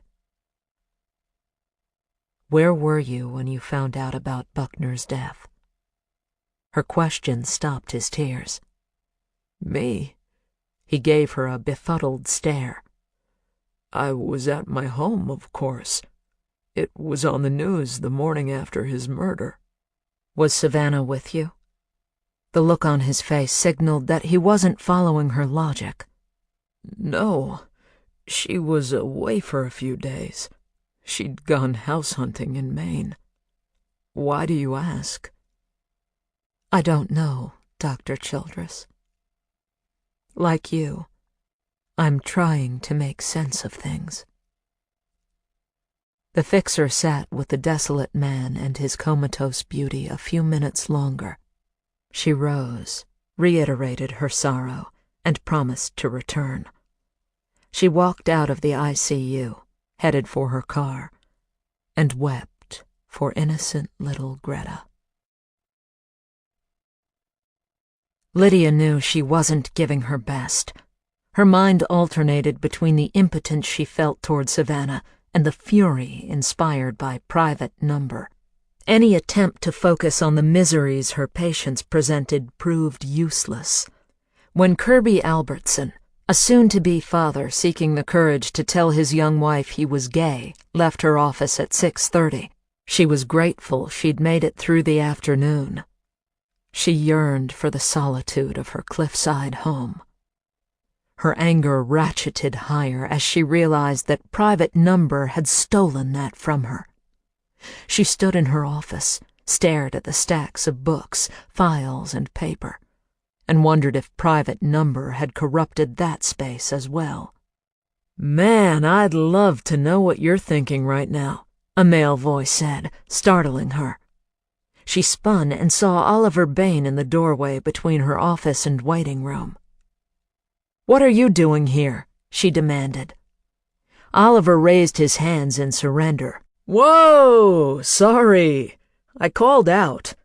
You're so deep in your own head I didn't think you heard me. Just passing by and thought I'd stop. I'm not here to pillage or plunder." Lydia dropped her head and sighed. She ran a hand through her hair and begged his forgiveness.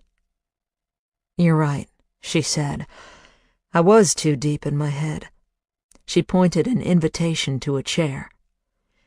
"I can offer you some tea, but I'm afraid I have nothing as good as your coffee." Oliver stepped closer.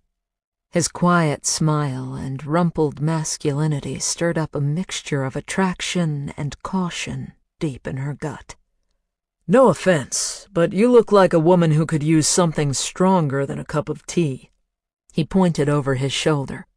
"I'm on a bit of a mission, distributing benefit posters for this group I'm involved with, raising money for Thurston County crime victims. I got 4 more stops, last one's at the 2 Mile House. How about you ride shotgun? Keep me company while I do my good deeds, then I'll buy you a beer." Lydia stepped back. Oliver put his hand over his heart.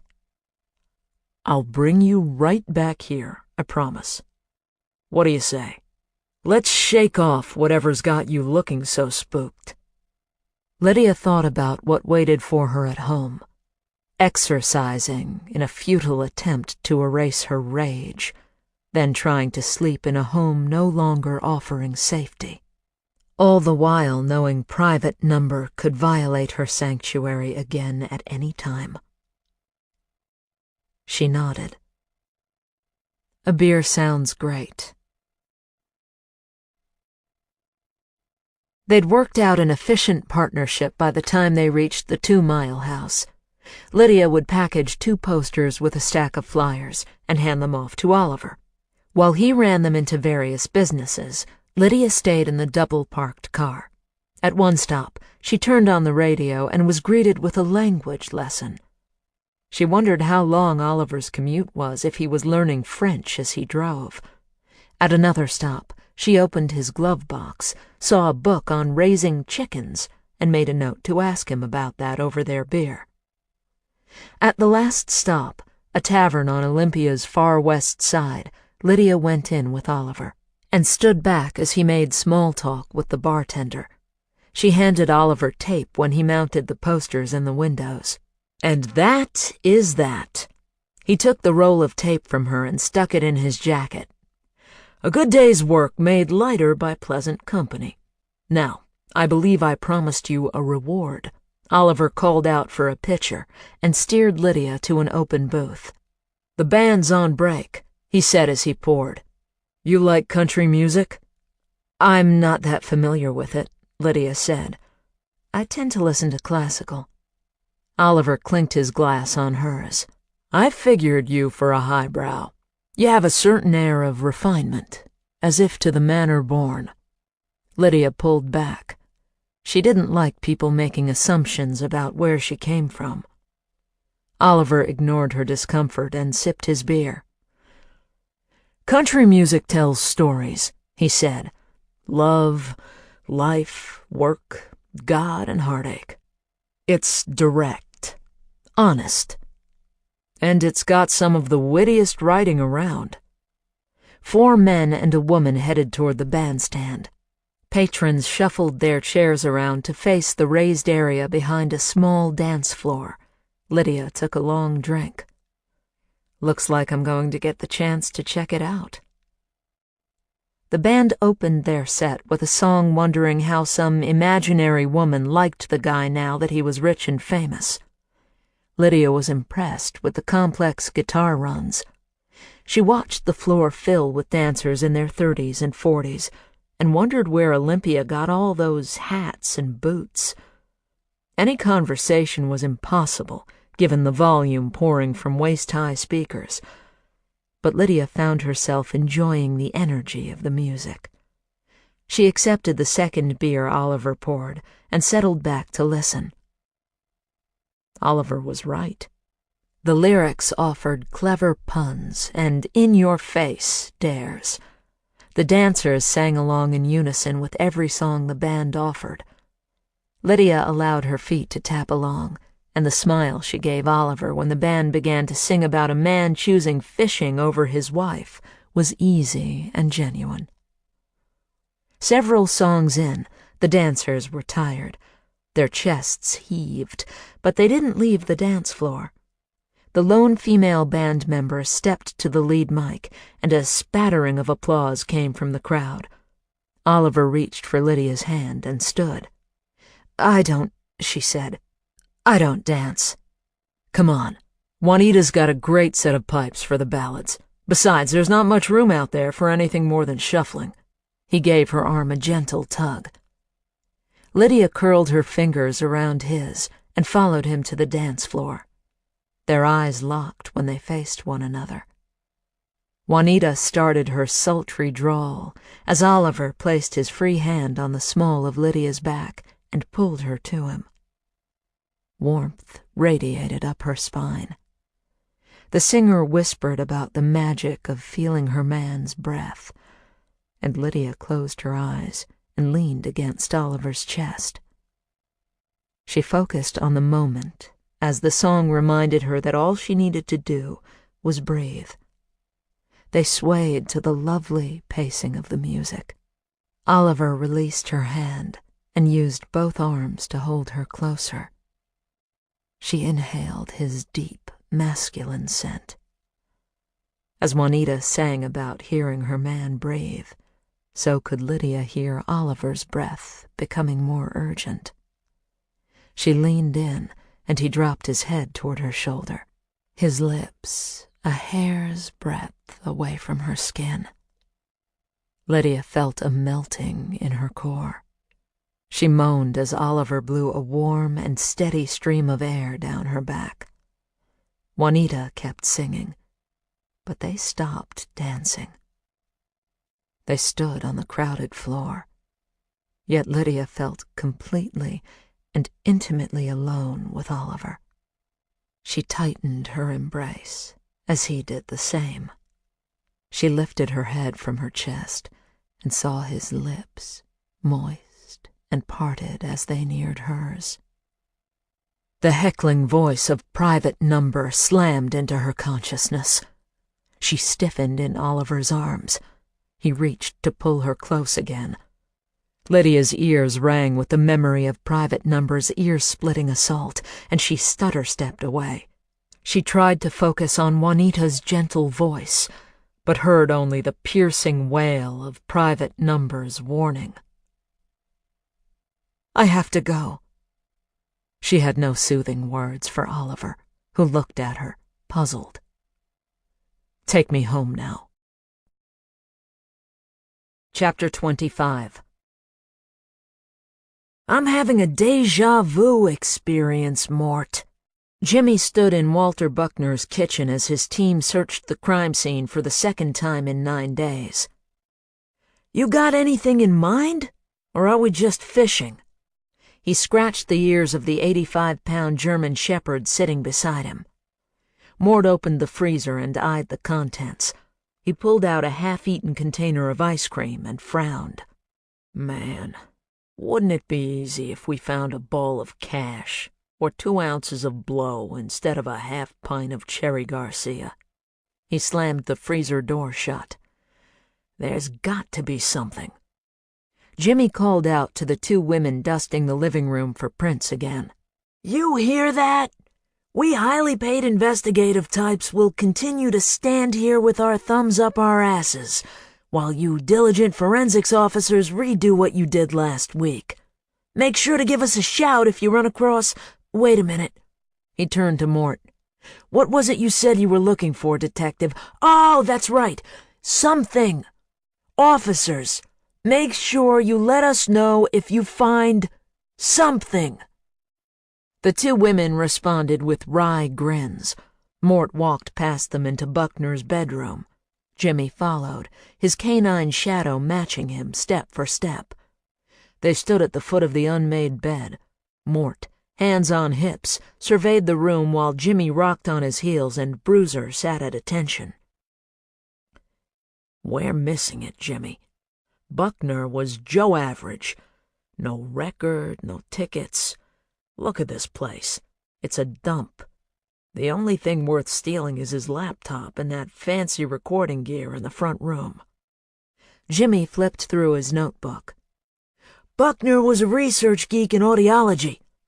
According to his co-workers, he was working on something to do with voice synthesizing, cutting-edge stuff and all that bullshit. He closed his notebook and slipped it back into his pocket. "Just what the world needs. More talking."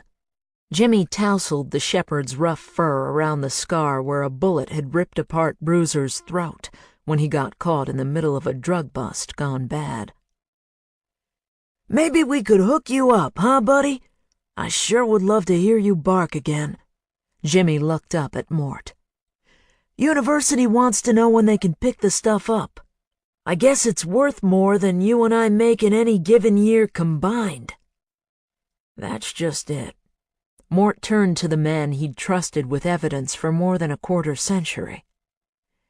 "That fancy tape recorder's still here." "Voice synthesizer," Jimmy said. "Whatever.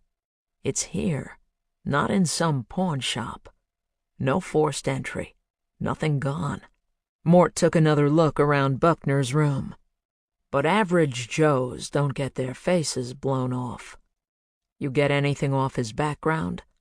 Jimmy shrugged. "Hard-working boy genius type. Paid just enough to live in this palatial splendor. A little more than $200 in his savings account. Less in checking. Sent $20 a month to the Humane Society. I thought that was nice. Car's 11 years old. No girlfriends, no boyfriends.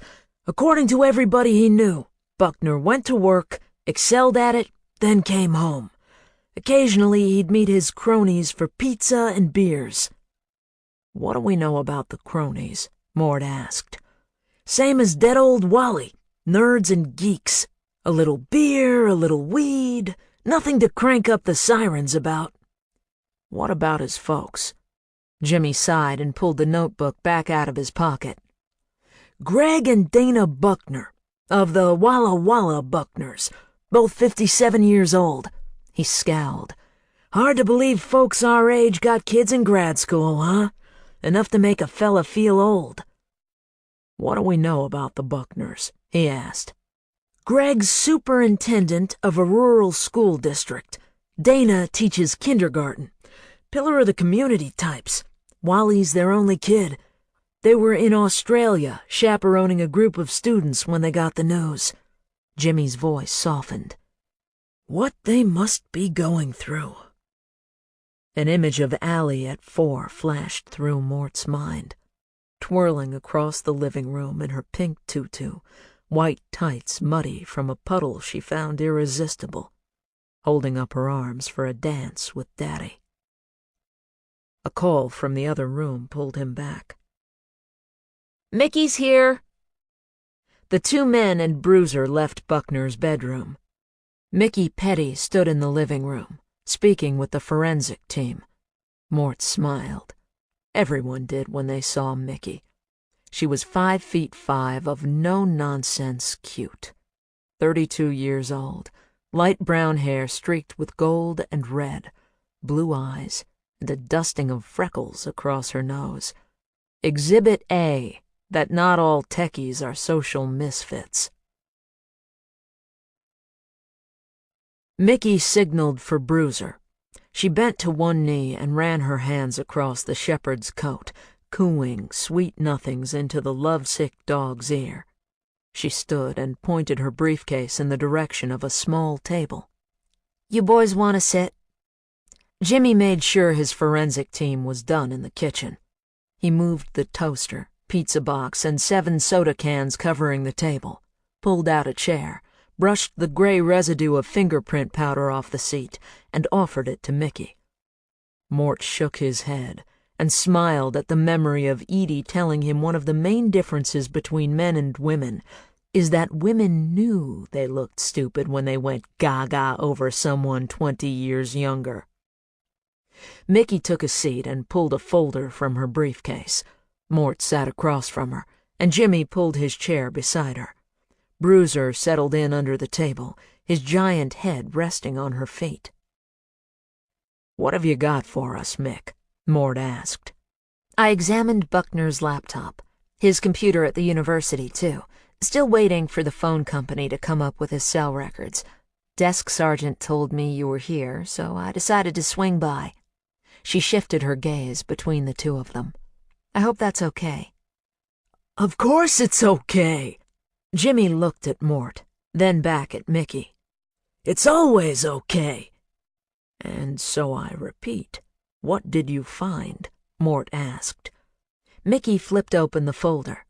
Most of the stuff is pretty routine. Lots of drafts of schematics for various electronics, research articles he's writing. She ran her hand down the inventory list. Mort noticed a smudged stamp from a waterfront nightclub just above her thumb, and hoped she was developing a life outside the precinct. Outlines for classes he's teaching, student lists, grades, typical stuff. "How about emails?" Mort asked. Mickey shook her head.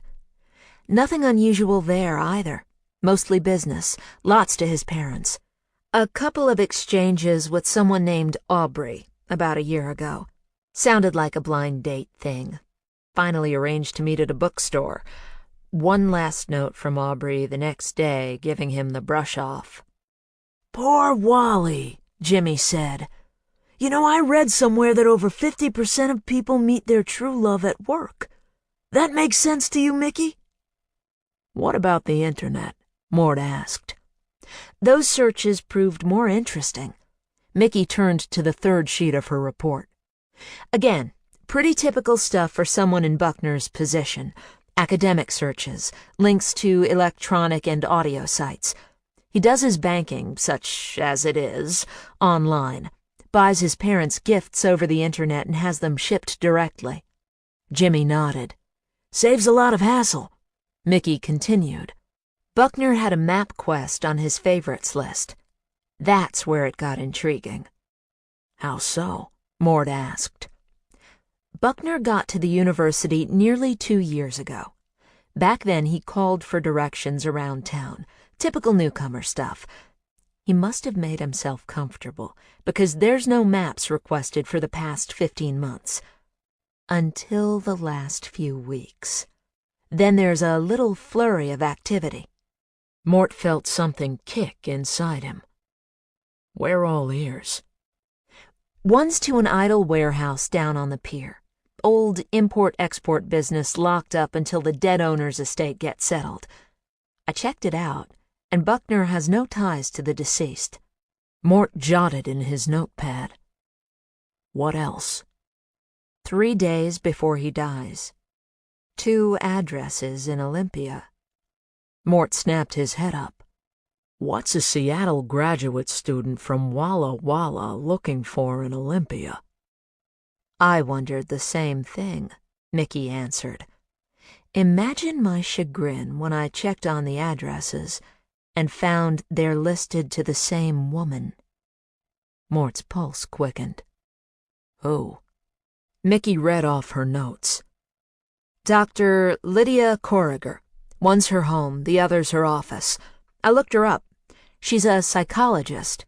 You think our dead guy needed a shrink and went all the way to Olympia to find one? Mort scribbled down the 2 addresses. "Let's find out." Chapter 26. Lydia decided against any disguise for her meeting with Cameron Williams. Whoever wanted the young caterer dead knew who she was, and she needed them to see she was proceeding as directed. She sat at a small table in the Queen Anne headquarters of Elegant Edibles and sipped the cup of tea offered when she had arrived 15 minutes earlier. She was about to ask the counter worker what was delaying her boss when Cameron emerged from a back room. The caterer was very pale, her blonde hair pulled up in a haphazard ponytail. She approached with a leaden walk and bloodshot green eyes, and forced a smile when she introduced herself. She wore blue jeans and a gray work shirt, both streaked with dried batter and berry stains. Cameron laid a large black binder on the table and sat down. What did you have in mind, Miss Corriger? She showed no indication she was interested in Lydia's answer. Lydia tried to sound cheerful. I'd like you to cater a dinner party. The winter's been so dreary, I think we could all use something festive, don't you? Cameron didn't react. Lydia had the impression she was medicated. Do you have a date? She opened her binder to the calendar section and glanced at several pages. February's nearly booked. March has some dates open. Lydia watched her closely. I'm thinking a Saturday. Cameron flipped the calendar pages without glancing up. It looks like the first Saturday I have is March 23rd, then April 6th. After that, we're into wedding season. She cast a look up at Lydia. Does it have to be a Saturday? Lydia smiled. A midweek party might be fun. Unexpected. Cameron nodded and returned to her calendar. If you're willing to host on Tuesday or Wednesday, we have several options. Let me give that some thought. Perhaps we can discuss menu. Lydia moved her teacup to the side. Do you cook at my home, or is it done here? Cameron flipped to another section of her notebook. It depends on the menu and the type of kitchen you have. Those are details we can work out later. She pulled out 2 heavy vellum pages. People usually start with a cocktail hour. Here's our bar list and hors d'oeuvre offerings. Lydia took the menus, but kept her focus on Cameron. She watched her lean her head to one side and stare off into the void, completely detached from the customer seated across from her. Lydia moved the menus to her lap and leaned forward. Is this a bad time, Ms. Williams? You don't seem particularly interested in my party. Cameron blinked to attention. I'm sorry. Please forgive me. Elegant Edibles is very interested in your dinner. Allow me to get one of my associates for you. She pushed her chair away from the table. Please. Lydia set her voice to warm and soothing. You come so highly recommended. I'd prefer to work with you. She smiled as Cameron pulled her chair back. I don't mean to intrude, but you look a little off your game. Can I be of any help? The young blonde trained her vacant green eyes on Lydia. Her lower lip quivered. That's very kind of you.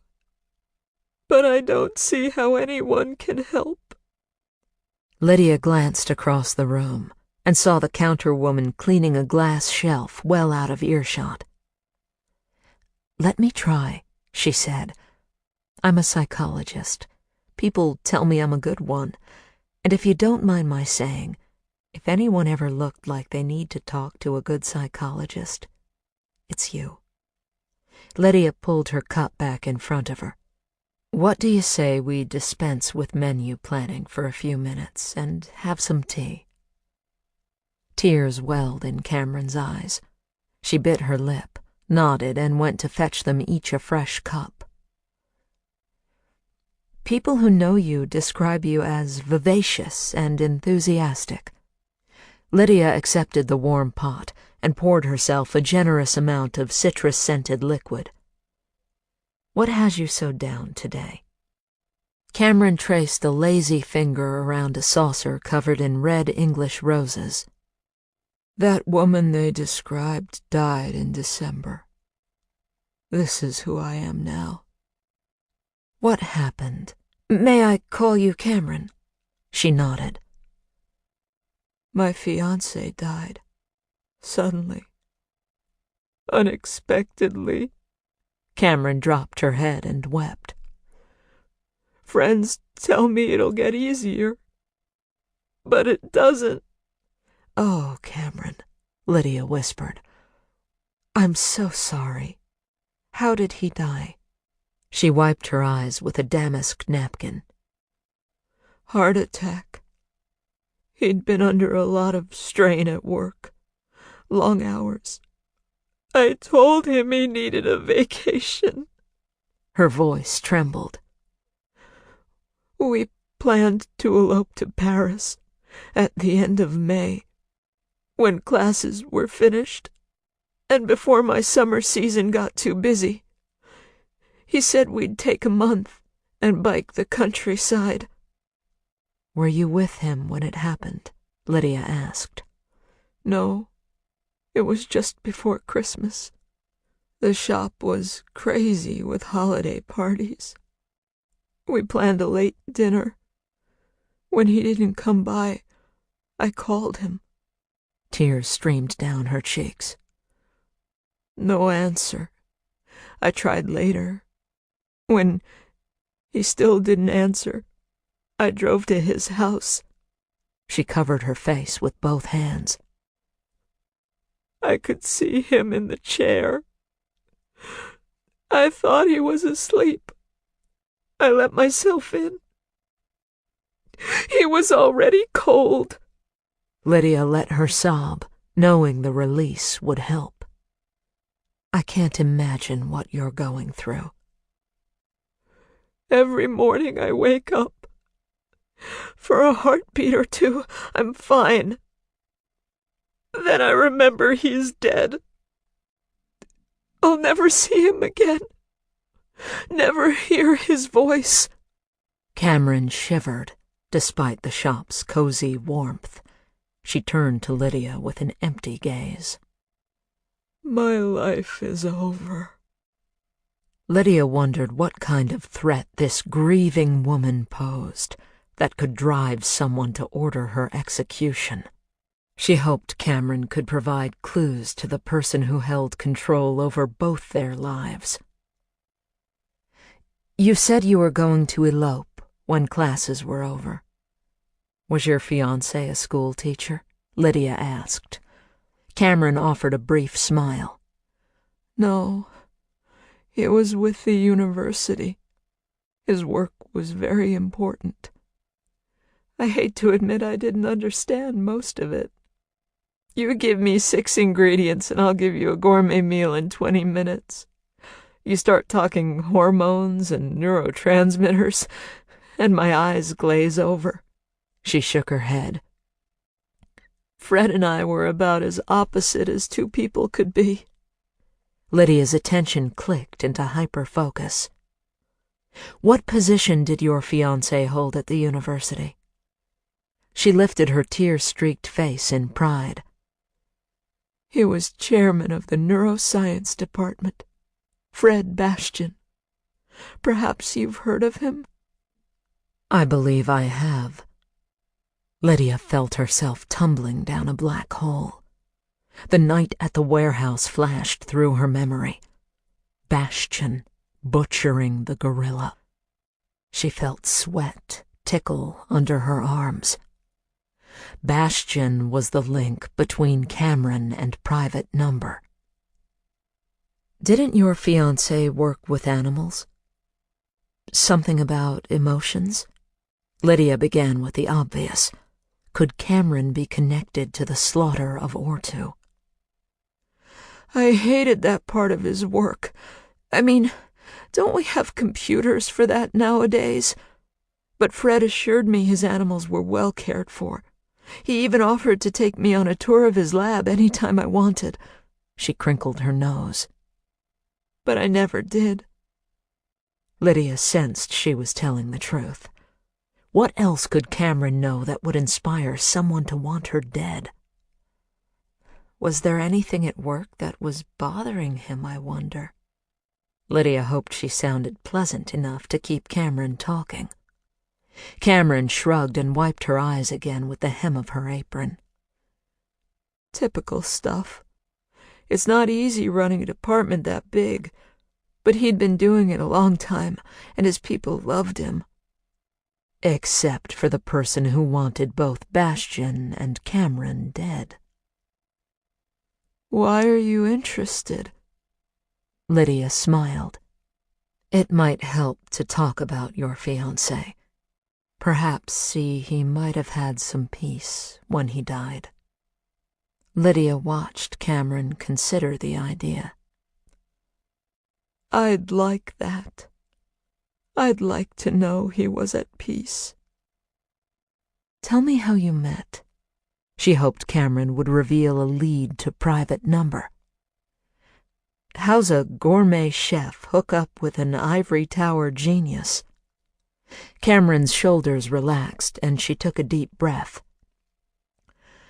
Fred called it kismet. Every year he hosts a party. Invites the entire department to his home. Spouses, too. Well over 200 people. He's so generous. There's always a theme for the decorations and the food. He holds it on Valentine's Day, so they'll keep their heart in their work. Tears glittered in her eyes. That was his little joke. Lydia sat quietly as Cameron relished the memory. Last year's theme was romance in the Rockies. Fred always used Julie Christopher as his caterer, but Julie fell and broke both her arms 5 days before the party. She was frantic when she called me. I offered to step in. Cameron stopped for a moment. I arrived at Fred's house at noon to begin cooking for a party that started at 7. He hung around. Cameron's faraway smile seemed fueled by the memory. He asked questions. Then he asked for samples. He pitched in and washed dishes. I was impressed. She gave a sorrowful laugh. By the time the guests started to arrive, I was sorry to see him leave. But he kept coming back, checking on things. He helped me close up after the party, even sent my staff home. When the last box was loaded into the van, he took me in his arms and kissed me. So you got the gig and the guy, huh? Lydia hoped she sounded cavalier. How did Julie Christopher feel about that? Cameron looked confused by the question. Julie? She loves to tell the story. Brags that her fall made Fred fall. She's a real romantic. She and Troy have been married over 40 years, but they're as in love as a couple of high schoolers. Lydia felt the chill of another trail gone cold. Neither animal cruelty nor business rivalry appeared to be motivating the hit on Cameron. She tried again. It does sound destined. And not just Julie's fall landing you the job. I mean, what are the odds 2 people your ages would both be free to act on such an instant attraction? Cameron winced. Fred was used to dating powerful career women. No one seriously. But I had an obstacle. She looked down at her lap. I was engaged at the time. The wedding was just weeks away, actually. She looked up with sheepish eyes. My fiancé didn't take my announcing I'd fallen in love with Fred very well. Lydia felt the tight muscles in her neck and shoulders begin to tingle. Tell me about that. Chapter 27. Mort sat with his 3rd cup of coffee and stared at the folder he'd just closed. He'd requested a background on Lydia after she offered to help with the Buckner investigation. The MapQuest files on Buckner's computer made him even more interested to learn about the Olympia psychologist with such keen observational skills. A lot of it was pretty much what he'd expected. No criminal history. Purchased the property listed at the MapQuest address 4 years ago. Paid her taxes on time. Credit score in the mid-700s. graduated with honors from the University of Pennsylvania with a Ph.D. in clinical psychology. Biology undergrad out of Carnegie Mellon. Member of 2 professional organizations, one of which managed her retirement fund. Owns a 4-year-old Volvo that's never been ticketed or stopped for a traffic violation. Same office since she arrived in Olympia 8 years ago, straight out of grad school. No complaints lodged against her professional license. Squeaky clean. Not even a ne'er-do-well husband to check into.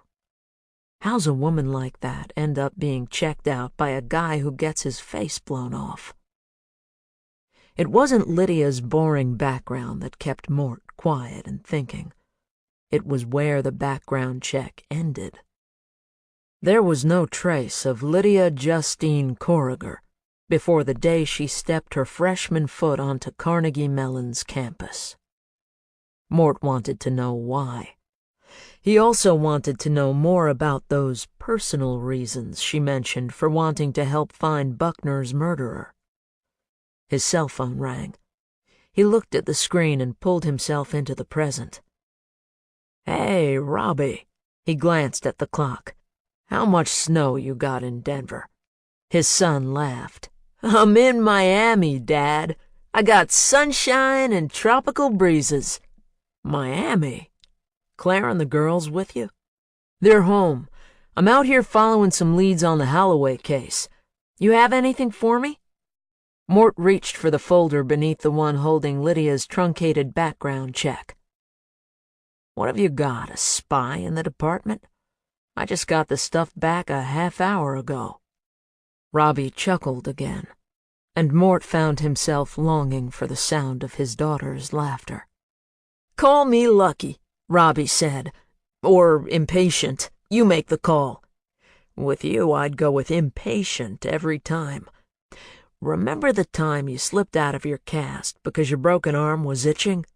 I'll bet that little bit of impulsivity still sings to you every time it rains."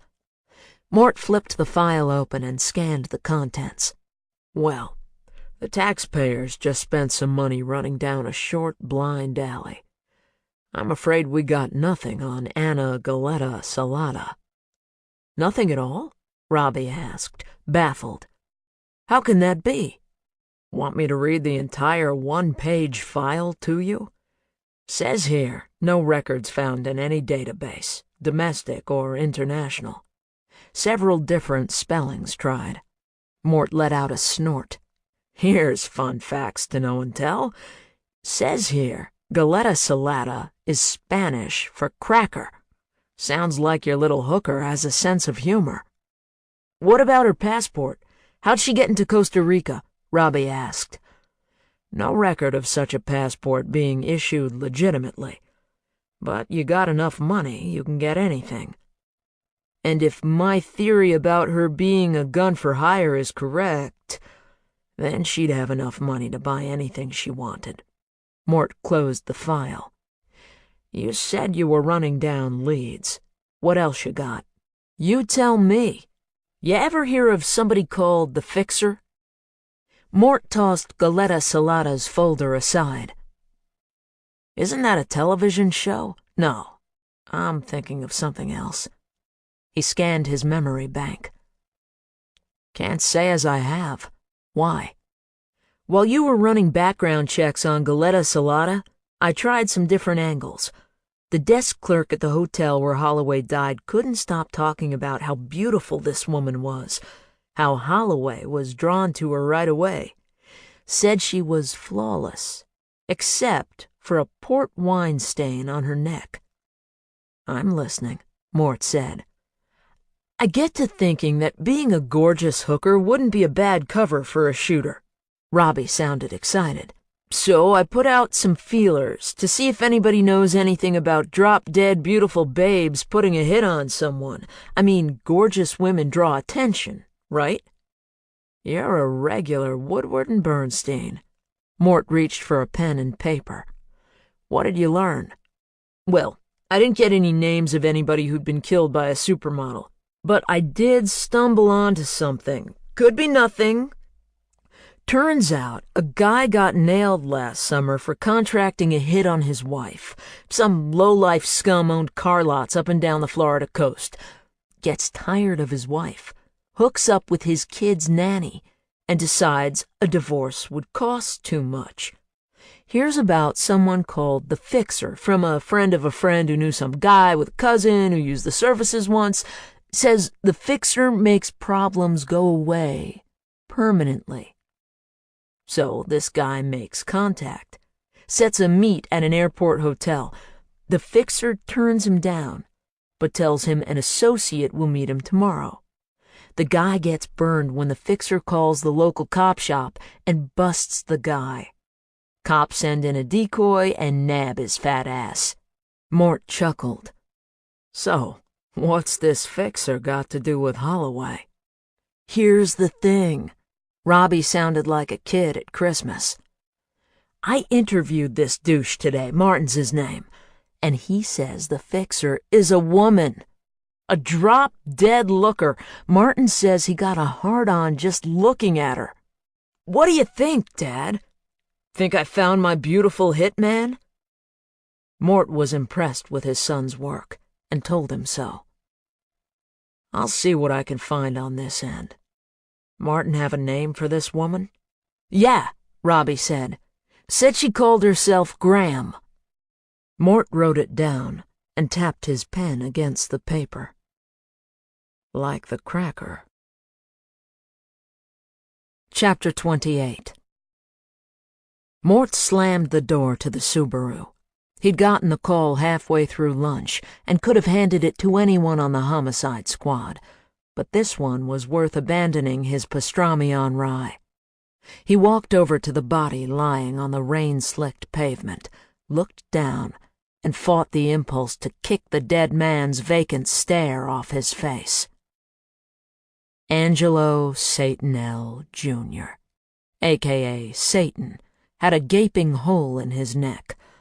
Mort figured a .36 caliber at least. He glanced over to a nondescript middle-aged man sitting on the curb, staring into nothing, oblivious to the freezing rain. Mort recognized him.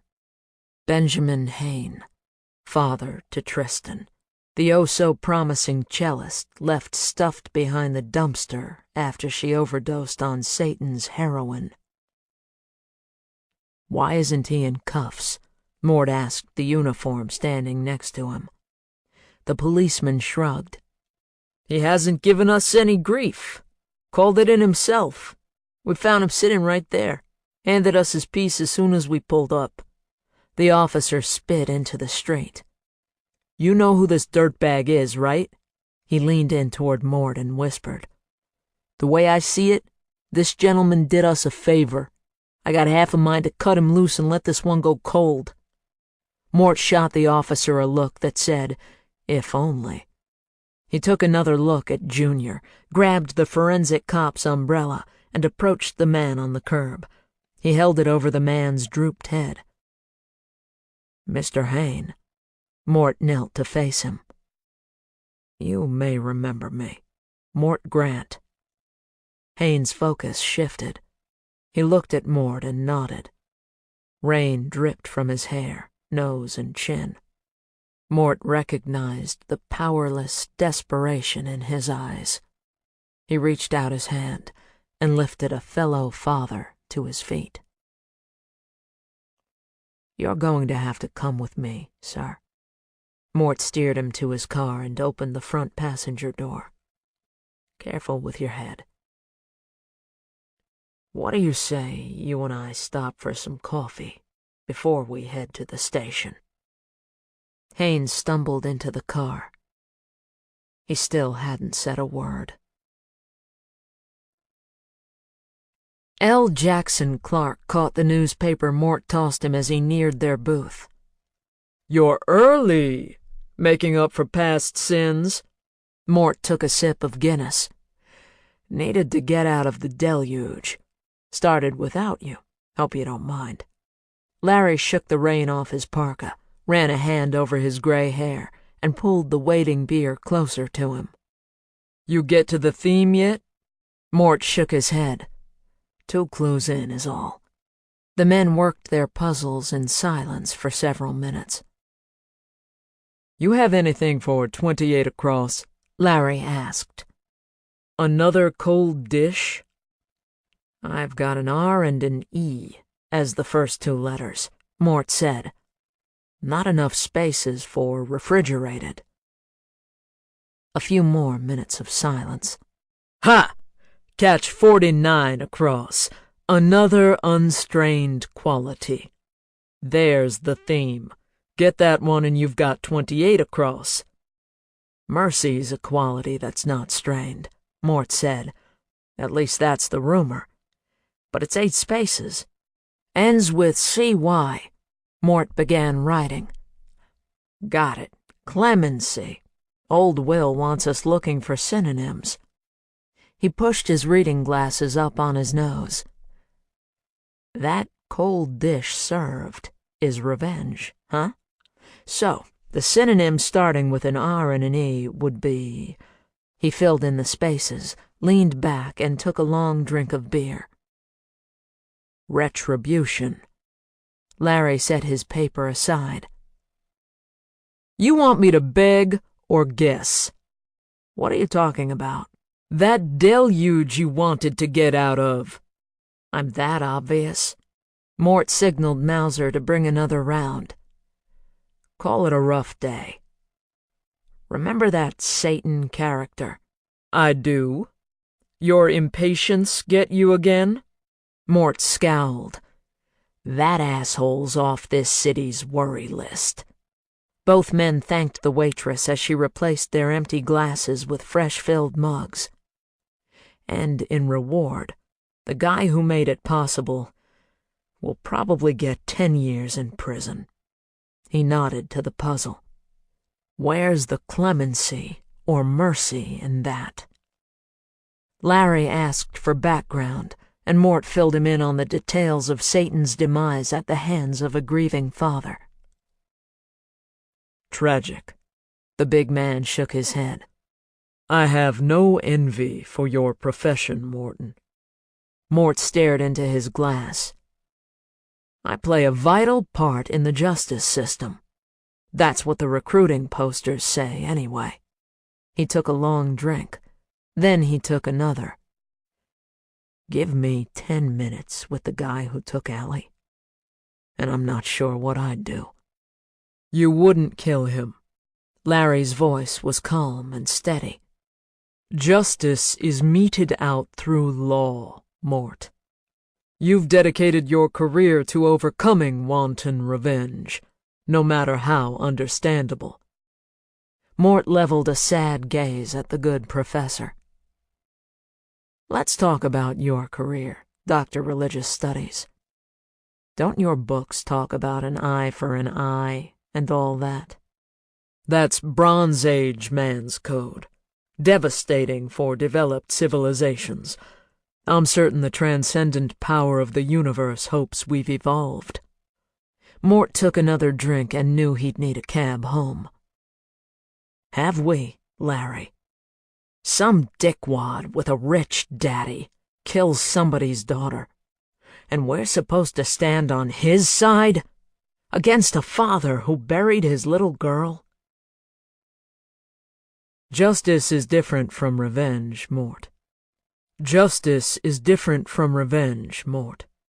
In the words of Gandhi, an eye for an eye leaves everyone blind. Mort studied his friend. Maybe there are worse things than blindness. Chapter 29. Lydia knew that 7 o'clock in the evening wasn't the time for a double espresso, but she brewed one anyway. An afternoon filled with appointments had given her the distraction she needed from worrying about Savannah, but also forced her to postpone the research she wanted to do on Cameron Williams's jilted fiancé. If there was any hope of helping Savannah and freeing her own life from private numbers control, she needed to find the person who ordered the hits on Bastian and Cameron. Since Mort Grant wasn't sharing details on Buckner's murder, The ex-fiancé was her only lead. By 8:30, she had lots of information, but little idea what to do with it. Cameron said she met Bradley Wells the same way she'd met Fred Bastian. She'd catered an event for Wells's mother's 80th birthday. Like Fred, Wells became infatuated with the lovely and talented chef. Cameron described his pursuit as relentless. She said she was hesitant at first, not only because of their 25-year age difference, but because she didn't want anyone to think she'd slept her way to the top. And Bradley Wells was the top. Lydia knew, like most everyone else in the United States, that he was a self-made billionaire with holdings in timber, real estate, and entertainment, one who used his infinite fortune to champion numerous progressive causes and candidates. She'd also read speculation over the years about a dark side to Wells's climb to unimaginable wealth, rumors of ties to organized crime. But he appeared impervious to innuendo and emerged unscathed from a Senate investigation 12 years ago. Lydia assessed the full-color photograph of Wells that beamed from his company's website. Tanned and silver-haired, looking relaxed and confident in a white t-shirt under a navy blazer. Deep blue eyes, runner's body. He could easily pass for a man 2 decades younger than his actual 55 years. She could see why Cameron eventually succumbed to his courting. Lydia wondered how Cameron dealt with the darker side of her former fiancé. His Wikipedia biography said Bradley Wells was born in Tacoma. His mother worked retail during his childhood, while his father served stints in various county lockups. At 13, Bradley took a job cleaning lockers at Tacoma Golf and Racquet Club. He'd caught the eye of Santo Carrera, owner of a chain of grocery stores and 3 gentlemen's clubs on South Tacoma Way. Soon Bradley was Carrera's shadow. He was arrested at 15 for dealing cocaine and ecstasy out of a Section 8 apartment complex Carrera owned. He did 6 months in juvenile detention and was rearrested a year later when police found $40,000 worth of stolen cigarettes in the back of a van he was driving. Bradley remained in juvenile custody until his 18th birthday. Wells's official biography described an epiphany he experienced while a student at a state-run boarding school. He wrote that he realized the path he was on led nowhere and decided to better himself, his family, and his community. The biography said that when Wells graduated, he cut all ties to his old friends and enlisted in the Marines. Military records document him serving with commendation. He used the GI Bill at the University of Washington and graduated with a business degree. His first job was at a lumber brokerage firm. 25 years later, he owned 63% of the privately held timberland in Washington, Oregon, and Idaho. Wells Enterprises owned commercial high-rises, shopping malls, and restaurants around the world, and had recently purchased controlling interest in the largest motion picture studio in Hollywood. Lydia scanned through dozens of photographs of Cameron and Bradley taken at exotic locations, more of the couple at the dedication of food banks and free clinics, many with major political figures standing next to them. Lydia looked at the picture of Cameron dancing with the President of the United States, while Bradley waltzed with the First Lady, and wondered what the billionaire thought when his fiancée came home and announced she was in love with a college professor. She turned from her computer and reread a sheet she'd printed earlier. Bradley would have been 18 at the time the news item was filed, just out of juvenile hall. His father was arrested for using a tire iron to put Bradley's mother in intensive care. The story reported that Bradley's father was released after 2 days, his bail paid in cash. He was found dead on Pier 37 the next day, his throat sliced, a coho salmon shoved in the gaping wound. His killer was never found. Lydia couldn't risk approaching Wells, even disguised. Whoever was behind the synthesized voice knew who she was. If Wells was the link to private number, she couldn't afford to let him know she was closing in. She glanced at the clock and reached for the phone. Her call was answered immediately.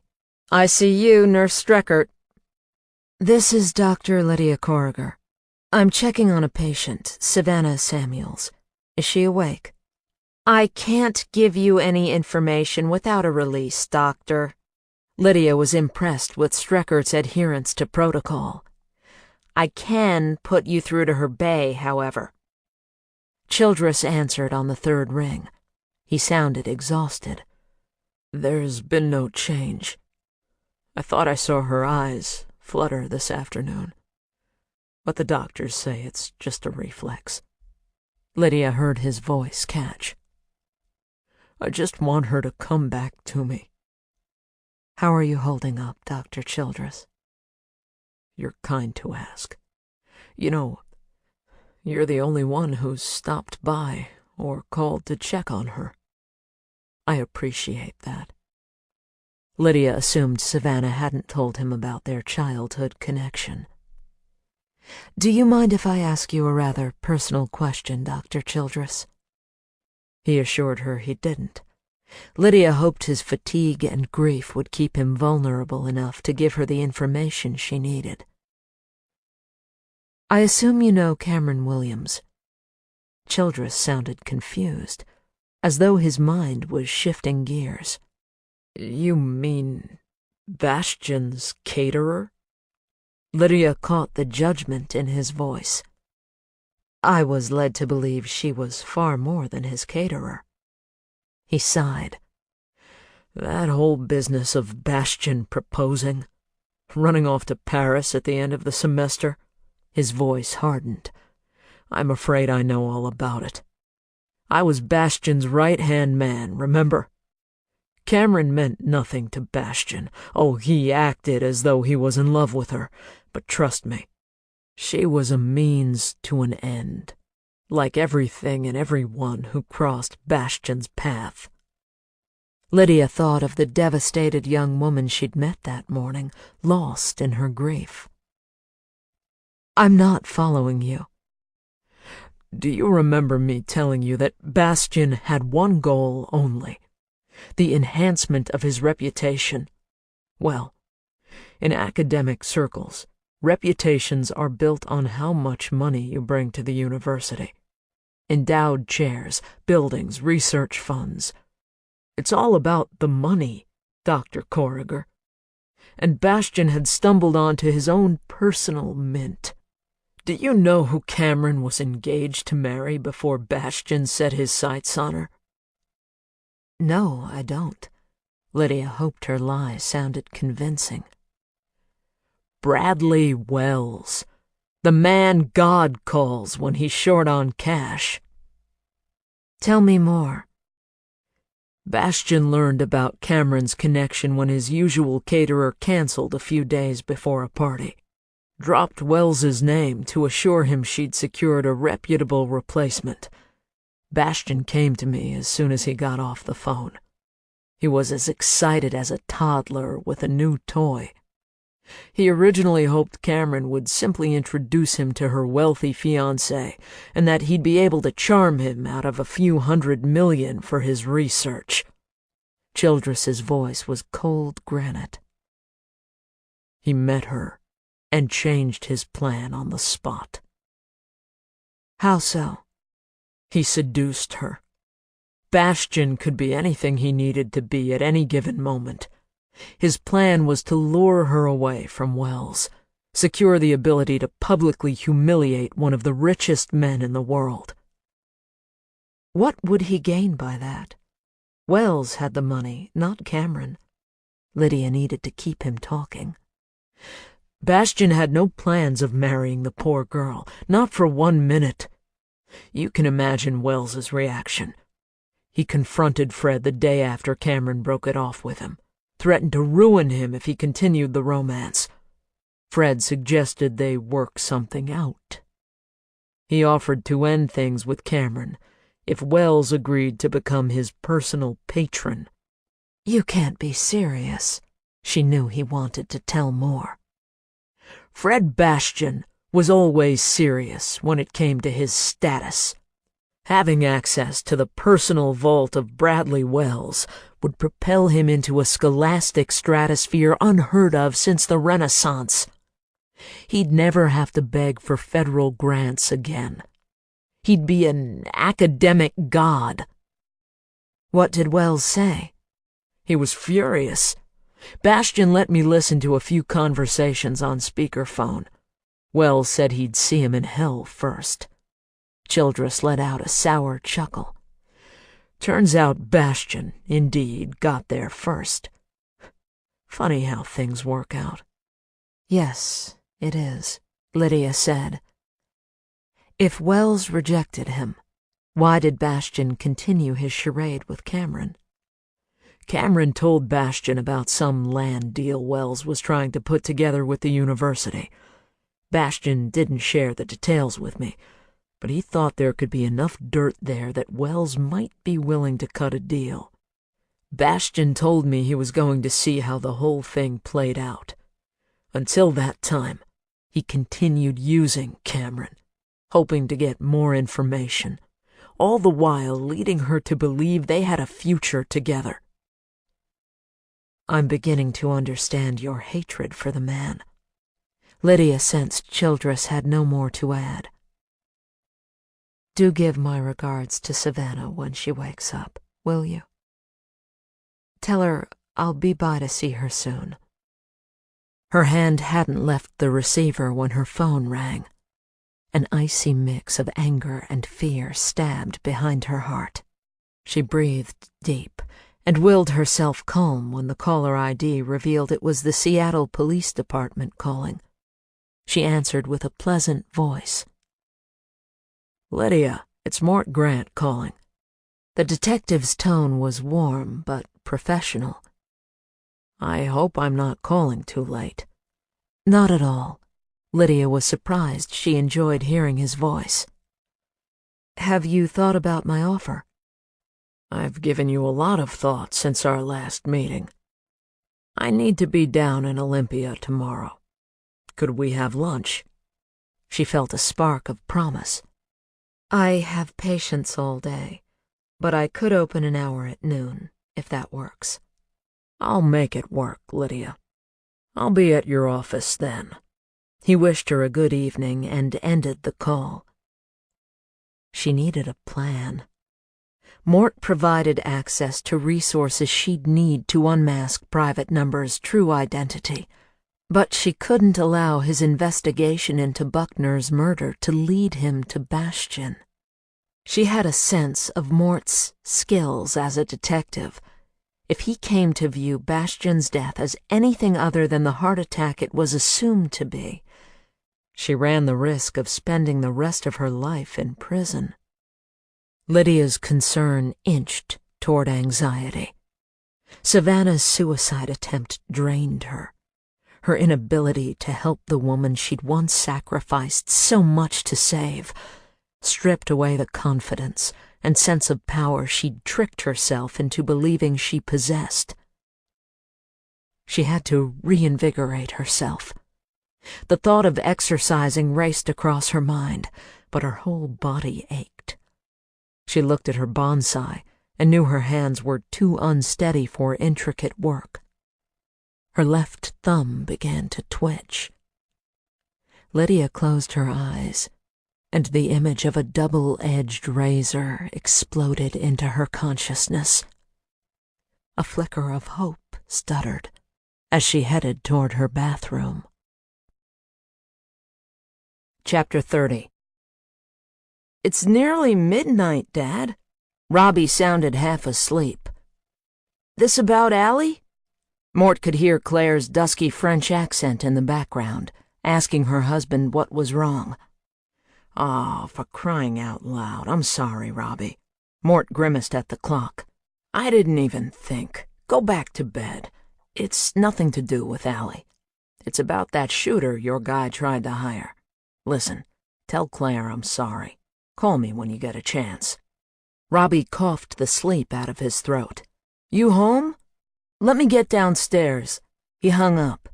Mort poured himself a glass of milk and waited for the phone to ring.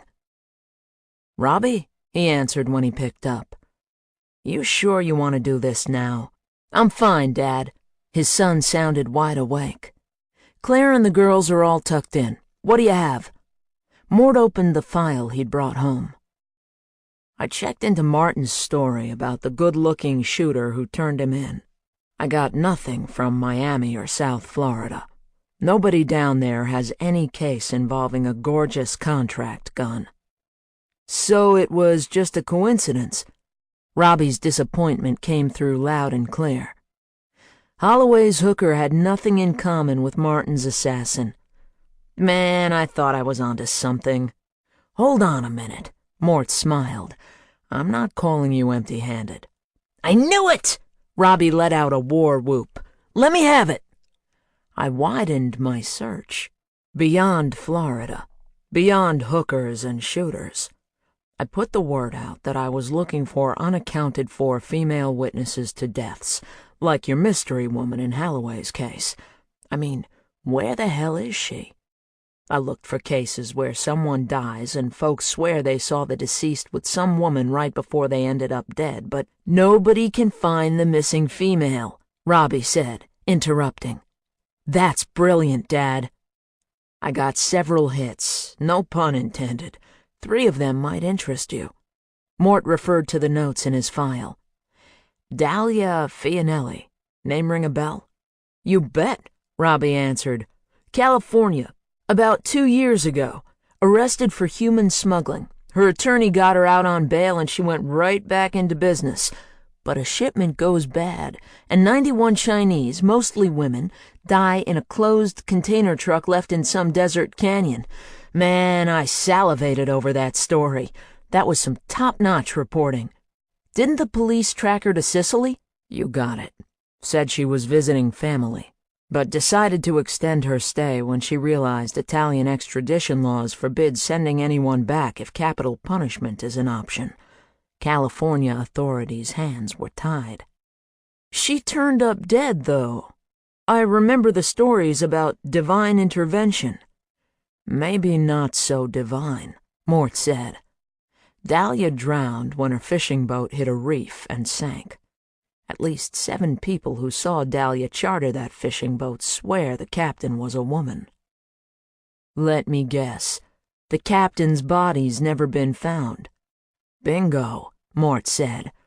"And they described the captain as having a large scar across her face. Not something anyone would miss on a Jane Doe floating to shore." "You said you had 2 more."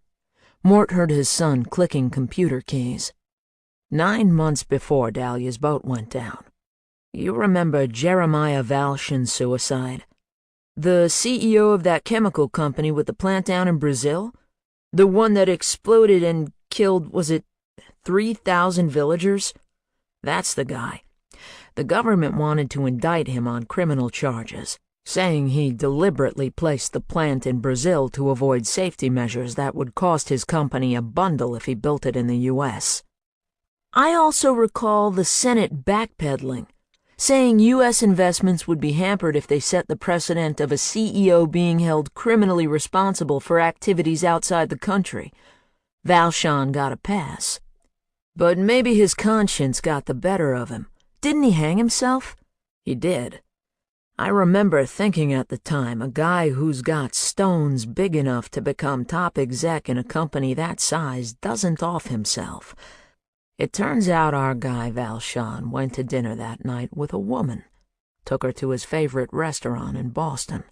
The staff described her as a can't miss. A real good-looking redhead with a tattoo of an angel wrapping her right arm from wrist to shoulder. "Never found?" Robbie asked. Bingo again. The third was Richie Ortega. The movie star. Drowned in his hot tub, right? Robbie drew in a deep breath of recognition. After he'd been acquitted of raping those 2 teenagers. I remember speculation that someone had paid off enough jurors to hang it.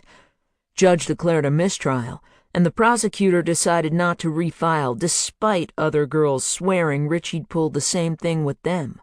The woman who ran an escort service Richie liked told police a new girl stopped by looking for work a couple of days before Richie called saying he wanted something exotic. The madam said she thought of the new girl right away. Thought the bright red mohawk she sported would give him a thrill. Madam sent her, and Richie turns up dead. No one could find the hooker. Case gets labeled an accident, and mothers everywhere exhaled. 3 dead people. 3 missing female witnesses. Robbie sounded hopeful. Sounds like something, Dad. These aren't just 3 dead people, Robbie. These are 3 very bad people.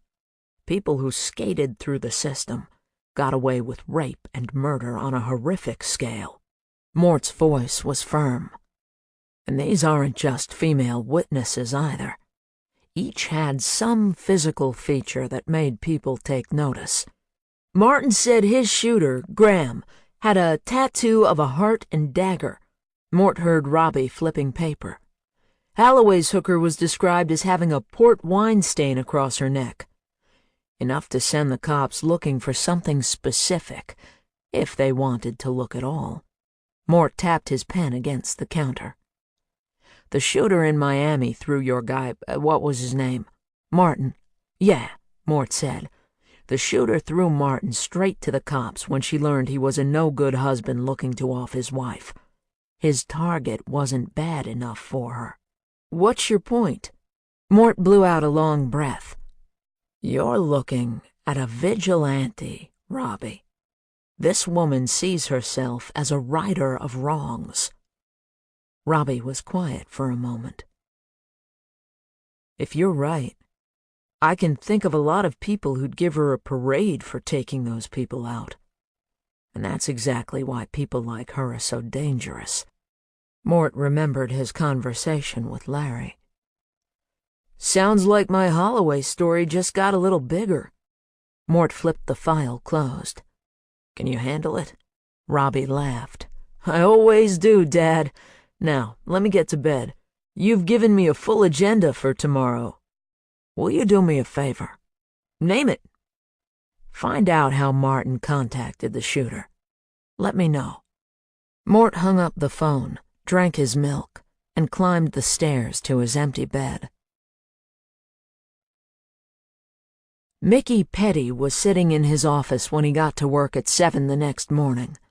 Mort tossed his briefcase on his desk and hung his soggy parka on the coat rack behind his door.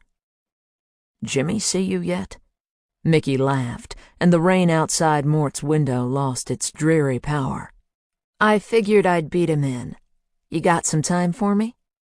I got a pulse. I got time for you, Mick. He nodded toward the portfolio she held in her lap. What do you have there? You know the sound equipment in Buckner's living room? She asked. Jimmy says the university wants it back as soon as we're done. He settled one hip on his desk. So, are we done?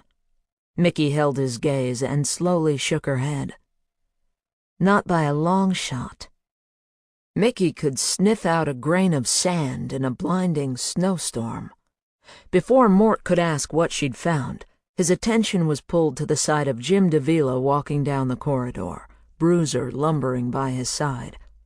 He rolled his eyes as Jimmy stopped and leaned into Mort's office. Hey, partner, what's up? Jimmy feigned a double take. Why, Detective Petty, I didn't expect to see you here. Mort waved him in and told him to shut the door. Do you have some sort of radar? Mort watched Bruiser sidle up to Mickey for morning kisses. Or have you trained Officer Canine here to lead you to her? Jim feigned nonchalance. I might have heard Daphne mention Mickey was here to see you. Made me wonder if this has anything to do with the Buckner case. Maybe there's some piece of evidence you might want the Chief of Forensics to know about. Sit down. Mort watched Bruiser nuzzle Mickey's hair. Mickey was about to tell me something about that fancy recording gear in Buckner's place. Mickey snapped the band on the thick file and pulled out a folder. It's one of a kind, that's for sure. It's essentially an amalgam of several different pieces of audio equipment. A digitized voice synthesizer coupled to a powerful microprocessor, and accented with a few more devices. What Buckner had in his home is the main unit. Think of it as the mothership. I found slots for several handheld remote devices. She handed copies of the diagram she'd drawn to each man. The quality's fantastic. There's nothing mechanical or artificial sounding in it at all. She pulled out several pages of notes. The output is virtually limitless. You could assume the voice of someone famous. You could design a specific accent, male, female, adult, child, you name it, this bad boy can produce it. How does it know what you want to say? Jimmy asked. Any number of ways.